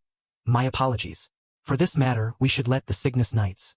Before he was interrupted by a knock at his door. Growing frustrated, Abyss exclaimed, "I thought I said that we aren't to be disturbed. Go back." Despite the command, the person at the door insisted, "I'm coming in." Enraged by the persistence, Abyss bellowed, "What? Which bastard is?" However, his anger quickly turned to surprise as El-paume entered the room. Upon seeing El-paume, Rakan's expression lit up with excitement as he exclaimed, "Interesting." Seated comfortably, Rakan couldn't resist a quip as he addressed Abyss. "Hey Abby's? What's going on here? Did someone rise from their grave or something?" "Huh." Turning his attention to El-paume, Rakan continued in a welcoming tone, "It's nice to meet you. My name is Rakan. You're El-paume, right? Your survival skills are as the rumors say. You're the type we need right now in Gaffer." El-paume bowed respectfully and replied, "Thank you for the praise." With genuine curiosity, Rakan pressed on, "I'll just ask you one question. That ability, can you show it off again in the 100-man gate?" El-paume's response was straightforward, "That'll be tough." But Abyss, displeased with El-paume's demeanor, interjected sternly, "Is that the way you talk to Sir Rakan? Do you think I made you an adventurer so that you can pick and choose your missions? Don't forget that you still have a debt." Unfazed by Abyss' scolding, Rakan chimed in, "It's though you said, so not impossible, right? I don't like beating around the bush. I'll change my question. What do you want?" Dibwa couldn't contain his astonishment as he spewed out his drink. "What? 5 million meso per person. Since we're two, that's 10 million mesos. That's too much." Seeing El-paume soaked in drink, he continued, Sorry. Anyway, aren't you being too greedy? The ones who offered will decline for sure." "It was our first big task in a while." Wiping his face, El-paume responded calmly, "It's not my problem. They'll be the ones to decide." Dibwa exclaimed, "Ha!" Acting all nonchalant after making such a mess. "If this falls through, Abby's will put us in the black book." But Dibwa couldn't finish his sentence as someone interjected, "You look relaxed, unlike us who feel like dying." It was Iburu, one of the survivors from the 100-man gate. Enraged by Iburu's interjection, Dibwa exclaimed furiously, "What did you say? Is that how they thank people for saving them these days? I didn't like you in the first place. Follow me. Let's put aside our ranks and fight." But before Dibwa could finish his words, Iburu bowed deeply and expressed his remorse. "I'm sorry. I'm ashamed of myself as an adventurer. I judged you guys biasly based on your skills. While questioning, I want to apologize to you guys truly." As he handed over a pouch containing money, Iburu continued, "This is the promised amount for 30 people. It's a total of 1.5 million mesos. Everyone also pitched in a bit more as a thank you." Seeing this gesture, El-paume quickly interjected, "We don't need it. What we agreed upon was 1.5 million mesos. I just did the work I was paid to do. I'm telling you not to be mistaken. You can put away your gratitude." With a frustrated expression, Dibwa complained, "I got excited for nothing. I guess I'll be doing the counting for this." Ignoring Dibwa's complaint, El-paume addressed Iburu, "The pirate over there. Did you say your name was Iburu? Can you do the work you're paid to do?" Meanwhile, back in the office where Abyss and Rakan were, Abyss exclaimed, "You can't. 10 million mesos? What about you? That amount is something you'd pay to third or fourth circle adventurers. While he might be the best one out of the candidates, you'll be setting a bad precedent if you accept his terms. It's possible that he was just testing the waters. It'll be best to call him back to rediscuss the pay." With a calm expression, Rakan responded, Do you really think that? Well, it wouldn't be weird if he were to ask twice that amount." As he handed Abyss a paper, he continued, "Read it. We will be only sending El-paume's party to represent the Gaffer Merchant Union this time." Abyss' eyes widened in disbelief. "What is this?" he exclaimed as he read the paper, unable to hide his astonishment. "This? What can just 2 people? Is this for real?" Amused by Abyss' reaction, Rakan chuckled. "I'd be troubled if it wasn't real. It's information I got by paying a large sum." With a stern expression, he continued, "Don't be mistaken, Abbeys. The war's already on." Outside the 100-man gate, adventurers had gathered and set up camp. Arriving at the gate, Dibwa exclaimed in surprise, "I didn't think they'd really accept those terms." With a calm demeanor, El-paume responded, "Don't get too excited. Focus." Dibwa assured him, "Don't worry. I too am an experienced adventurer now." As he observed their surroundings, he remarked, "The atmosphere here is—" Their attention was quickly diverted as a man approached them, greeting them warmly. "Oh man, looks like we've got another new face. Are you guys the ones from the Gaffer Merchant Union? It's nice to meet you." It was Shuden, an E-class adventurer from the Genis Merchant Union. El-paume promptly responded, "C-class adventurer, El-paume." Upon hearing El-paume's rank, Shuden's surprise was evident. "What? A C-class? I thought only 1 and 2 circle could enter the gate due to the restrictions? But how could a C-class?" He couldn't finish his sentence as someone interjected, "Hey, can you give us some space? I have business with that person." It was Kiri, the leader of the Cygnus Knights, who interrupted. Observing Kiri calmly, El-paume recalled his conversation with Abyss. "Just do as you're told. Why ask so many questions? Our Gaffer Merchant Union will be working with the Cygnus Knight Order for this gate. They follow the teachings of the Empress Cygnus. The Cygnus Knight Order's strongest group, the one called the Symbol of Power, has shown interest in this gate. The quota for the gate was already taken up by other Merchant Union adventurers, so we decided to work with them. Even if it's just their trainee knights, the probability of success will be higher. Although they may have ulterior motives for coming for this gate. The offer they made to us wasn't bad, so we'll be working together." But I don't think it'll be that easy. Something about them feels off." The girl introduced herself briskly. "I'm Kiri, who's leading the trainees of the Cygnus Knight Order. I hope you don't think we're of the same status just because we exchanged a few words. I don't want any extra trouble, so just listen to my orders and follow quietly." Furious at Kiri's attitude, Dibwa exclaimed, "Ha! What's with her attitude?" Ignoring Dibwa's outburst, Kiri continued, "Are the two of you the only ones sent from the Gaffer Merchant Union?" With a calm expression, El-paume replied, "Looks to be that way." Sighing in response, Kiri remarked, "Ha! Did Gaffer give up completely?" As the other parties arrived one after another, it began with the Dig Merchant Union with their Crocus party. Following them was the Merdya Merchant Union with Kubal's party. Lastly, the Goldrich Merchant Union arrived with the 3 Natasha sisters. Observing the arrival of these figures, Dibwa pondered, the elites of the respective merchant unions. The air suddenly changed. As all the parties gathered, a voice rang out, "Everyone's here. Greetings. We're the ones chosen to be the guard for this raid." It was Lonko who spoke, and he continued with authority, "We're here to provide support while you get out of the gate. While I'm sure you guys must have heard from your respective merchant unions, I'll explain once more as a reminder. The legendary item that comes out from this gate will not belong to you even if you were the one to obtain it. The right to the items will belong to your respective merchant unions. You guys will be paid to the terms you agreed on. By chance, well, you can be happy knowing that you can at least keep the mana stones." As he pointed to his own party members, Lonko continued sternly, "If you're caught trying to pocket an item, you'll have to face off against our party of B-class adventurers." Observing marks on Lonko's wrist, Dibwa couldn't help but ponder, 5 circles? Could they all be? Lonko concluded the announcements decisively. "That concludes the announcements. Everyone can now enter." Standing before the colossal gate, Kiri's voice rang out with determination. "We will be the ones to succeed. Follow us. I will be leading." Hearing this, Dibwa couldn't hide his frustration, exclaiming, "Ugh! What's with her? Do we really have to work with someone like her?" Ignoring Dibwa's complaint, El-paume pondered inwardly. "Finally. All my prior efforts were for this gate. It's a gate I didn't get to experience even in my previous life, but I must succeed, since everything starts here." With resolute determination, El-paume started walking towards the gate, proclaiming, "Let's go." Dibwa, still wearing a furious expression, muttered, "Humph, I won't help them even if they come crying later." As everyone entered the gate, a voice called out, "Everyone, follow me." Observing the surroundings, Dibwa couldn't help but wonder aloud, "Wow, why is the grass so tall?" With an annoyed expression, Kiri snapped back, "Don't lag behind and keep up. Do you think we're here for sightseeing?" Hearing Kiri's remark, Dibwa couldn't contain his frustration. "Boss, are we really going to take this treatment? Those bastards!" he muttered to El-paume, who was walking behind him. Turning to El-paume, Dibwa noticed him putting his ear to the ground as if checking something. "What are you doing?" he asked, puzzled by El-paume's actions. Meanwhile, a voice exclaimed, I think I heard something. As the speaker turned their head, they were shocked to see a horde of monsters running towards the adventurers' party. With a sense of urgency, they quickly shouted, Ribbon pigs! Reacting swiftly to the incoming threat, Kiri shouted, What are you guys doing? Everyone spread out. There's gotta be at least over 1,000 of them.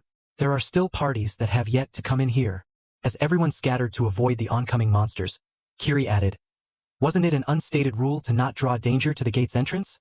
Dodging the monsters as she ran, Kiri issued another command. Good. We'll bait them like this to a place with more obstacles and hunt them there.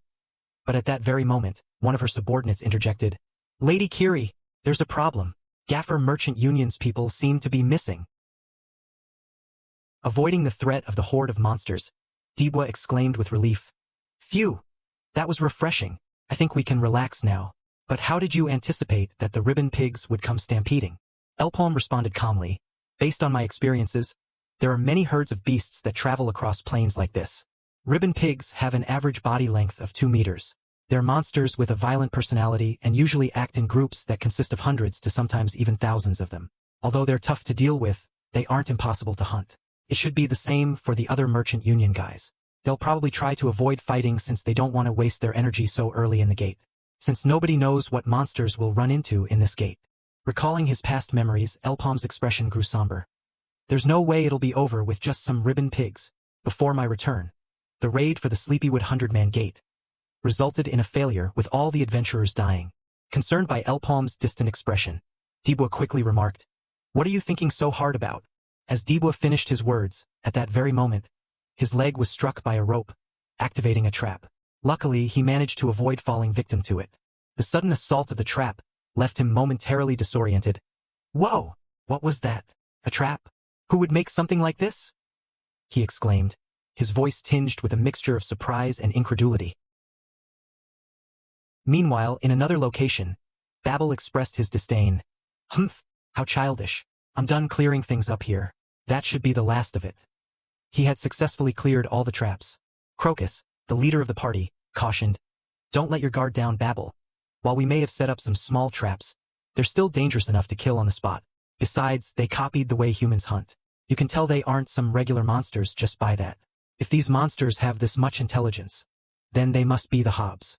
With determination, Crocus added, They're way more difficult to deal with. They're equivalent to a boss monster in a red gate. With this, we have an idea of what to expect. The difficulty of this gate is high for sure. Everyone would be dead without knowing if there weren't adventurers who aren't at my level around. We should make use of this situation. As he prepared to depart, he ordered his party. Follow me, make sure we don't leave anything be.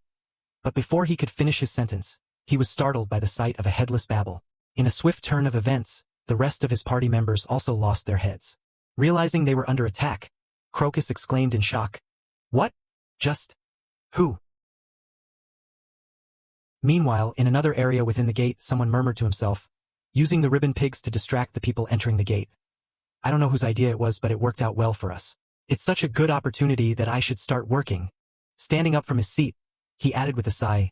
How bothersome. But I guess it can't be helped since we're tight on time. Shall we get started? Approaching the Goldrich Merchant Union party, he continued. There's no use trying to move. It's that type of magic. At least for the next 30 minutes. Narsha, one of the immobilized party members, managed to muster. Why? Are you doing something like this? The man chuckled, impressed. Wow, you're amazing. To think you'd be able to talk under my magic. Since it looks like you'll be dangerous, I'll just get rid of you now. With swift precision, he launched an attack and swiftly killed Narsha. Observing his fallen victim, he continued pensively. But that's a hard question to answer indeed. Why am I doing something like this? Would it be easy to understand if I put it like this? That everything is for Sir Black Magician. With another swift attack, he eliminated the rest of Narsha's party. As he traversed the gate, the weight of his superior's orders weighed heavily on his mind. We've waited quietly for a long time just for this moment. Hiding from them, growing during that time, and spreading our power. It's finally time to reap the fruits of our efforts. Take it. It's a present that was given to me by that person. I won't accept failures, echoed in his thoughts. With each step, the man felt the gravity of the task ahead. It's not like I can half-ass it after that. It can't be helped. Should I get a bit serious? He murmured to himself, stealing his resolve as he prepared to execute his mission with utmost determination. In the heart of the jungle lay a formidable stronghold, the hideout of the Hob army. Enclosed within towering fences, watched over by vigilant sentries perched atop watchtowers, the stronghold was a daunting sight to behold. Hob guards patrolled the perimeter, their keen eyes scanning the surroundings for any signs of intruders. As he observed the scene with a disbelieving expression, Dibor exclaimed, What is this? You mean all of them are boss monsters? Remaining calm, El-paume responded. I'm sure I explained to you earlier that there's just one boss among them, having high stamina on top of being innately strong. Facing even one of them is risky. Not only that, it seems like they looted the items from the dead adventurers, so it'll be even more of a pain to deal with them, since some variants can use skills through the items. Dibwa's panic escalated as he exclaimed, What's with that? Isn't that just an army of adventurers then? And we're going against them with just the two of us? El-paume concurred swiftly. You catch on quick. Good job. Even more panicked, Dibwa insisted. Huh? No, what are you saying? I'm trying to point out that it'll be impossible with just us two. We need to go join up with Kiki or Kiri. Whatever her name is. El-paume responded calmly. Why? Didn't you want to work separately from them as well? Dibwa's answer came swift. That's because I didn't know about these monsters. Anyway, it'll be impossible with just us two. As Dibwa's polearm swung through the air towards the patrolling Hobs, they deftly dodged his attack with surprising agility. As Dibwa's attack met with swift evasion from the Hobs, frustration boiled within him. Ugh, really? He's doing this on purpose, right? I wasn't saying that I wanted to do this alone. Amidst the chaos of battle, Dibwa unleashed a relentless series of attacks, aiming to strike down the Hob that had dared to counterattack. With a furious cry, he swung his polearm with all his might, striking the Hob and sending it crashing to the ground. Seeing the Hob lying prone before him, Dibwa thought victory was within his grasp. It's over! He exclaimed triumphantly as he prepared to deliver the finishing blow. But to his astonishment, the Hob still possessed enough strength to evade his attack and retaliate with a fierce counterattack. The Hob's blow struck true, sending Dibwa flying through the air until he collided with a nearby tree. Despite the pain, Dibwa refused to yield, rising to his feet to face his adversary once more. With renewed determination, he engaged the Hob in a fierce exchange of blows, refusing to back down until victory was firmly in his grasp. As Dibwa and El-paume departed and left the dead Hobs behind, he complained, I thought you would interfere to help me. El-paume, maintaining his calm demeanor, replied, It seemed like you had the situation under control. Thanks to that, you now know they're not impossible to handle. Dibwa, clearly frustrated, retorted, No my ass. I'm starting to doubt this mission even more. If there's an army of those things. As they approached the area littered with bodies, Dibwa couldn't contain his shock. What is all this? Aren't all of them from the Cygnus Knights? What in the world happened here? Spotting a survivor amidst the carnage, he quickly pointed it out to El-paume. Boss, over there. El-paume hurried over to the wounded survivor and asked, What happened here? Did you guys get attacked by a Hob? Struggling to breathe, the man managed to respond, Hob? It wasn't anything like that. It was a trolling. Trolling. Some people enter these unknown gates that others cannot.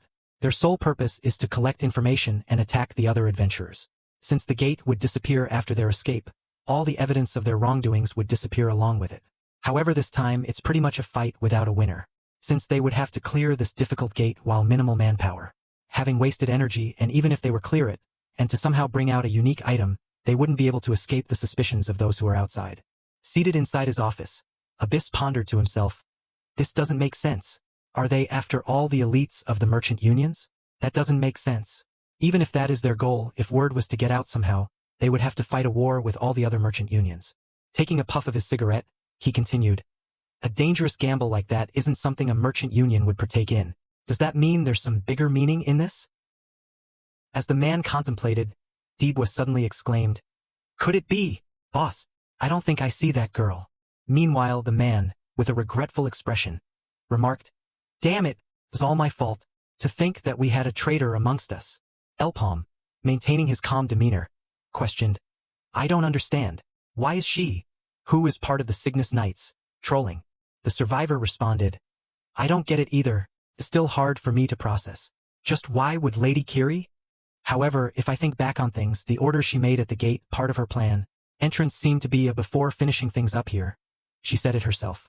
That she is a follower of the Black Magician. Dibwa couldn't hide his astonishment. Black magician? Black magician. 800 years ago, he who was a transcendent, threatened the Maple world with his many followers. To stop him, the 6 heroes took charge, and the fight was fully turned around against the Black Magician and his forces when he and the 6 heroes were sealed. With the follower army in chaos, the allied forces started to push back, clearing out all the followers of the Black Magician. Any citizen of the Maple world would know it as such. Hearing the man's remark, El-paume quickly responded, I guess this isn't the time to worry about the monsters. We need to find her. Are you coming with us? You should prepare yourself to fight when we meet her. With resolve on his face, the man replied, That's just what I want. Meanwhile, in another part of the gate, William greeted Lady Kiri. Oh, welcome. I was waiting for you, Lady Kiri. He acknowledged her role in dealing with the ribbon pigs and continued, Haha, looks like you're the one who dealt with the ribbon pigs. We were able to proceed with our plans easily thanks to everyone being split up, right? Did you receive the present that we sent?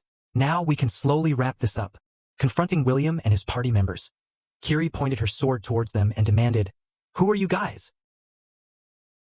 Supporting the man as they walked, Dibwa reassured him, We can slow down if you're hurting too much. The boss went ahead anyway. Grateful for the support, the man replied, Thank you, but I'm fine. Dibwa nodded, saying, Don't worry, our boss is amazing at searching for things. I'm sure we'll be able to meet her soon. The man smiled weakly and responded, I see. That's good. In the midst of the intense battle, Kiri faced off against members of William's party. Observing the clash, William couldn't help but remark, Amazing? Or is this what's expected of a training captain of the Cygnus Knights? But I wonder how long she'll be able to keep this up. As Kiri prepared to unleash her sword technique, her opponent grew impatient and launched an attack.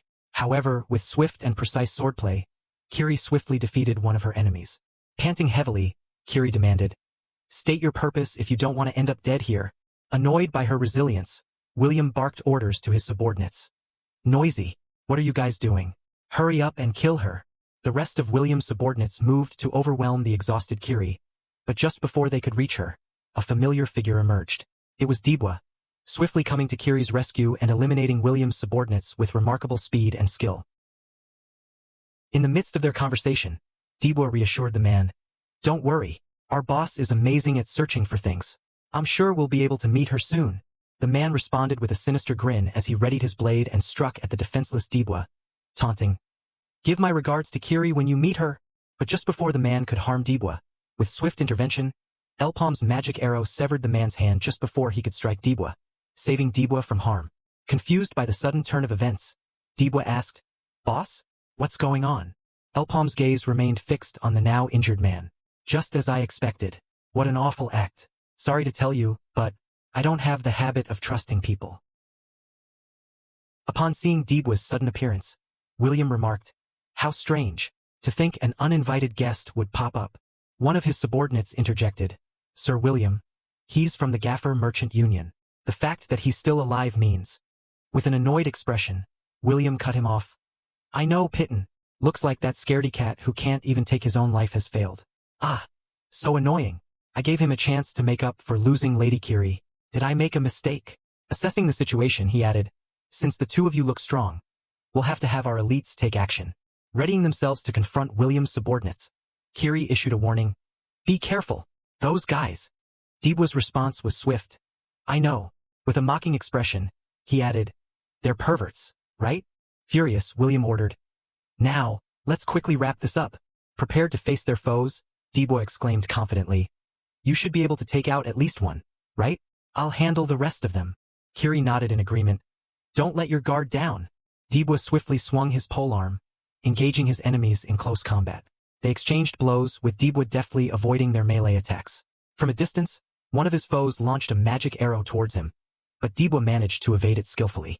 As he glanced towards the direction of the arrow, Dibwa exclaimed, That cheap bastard!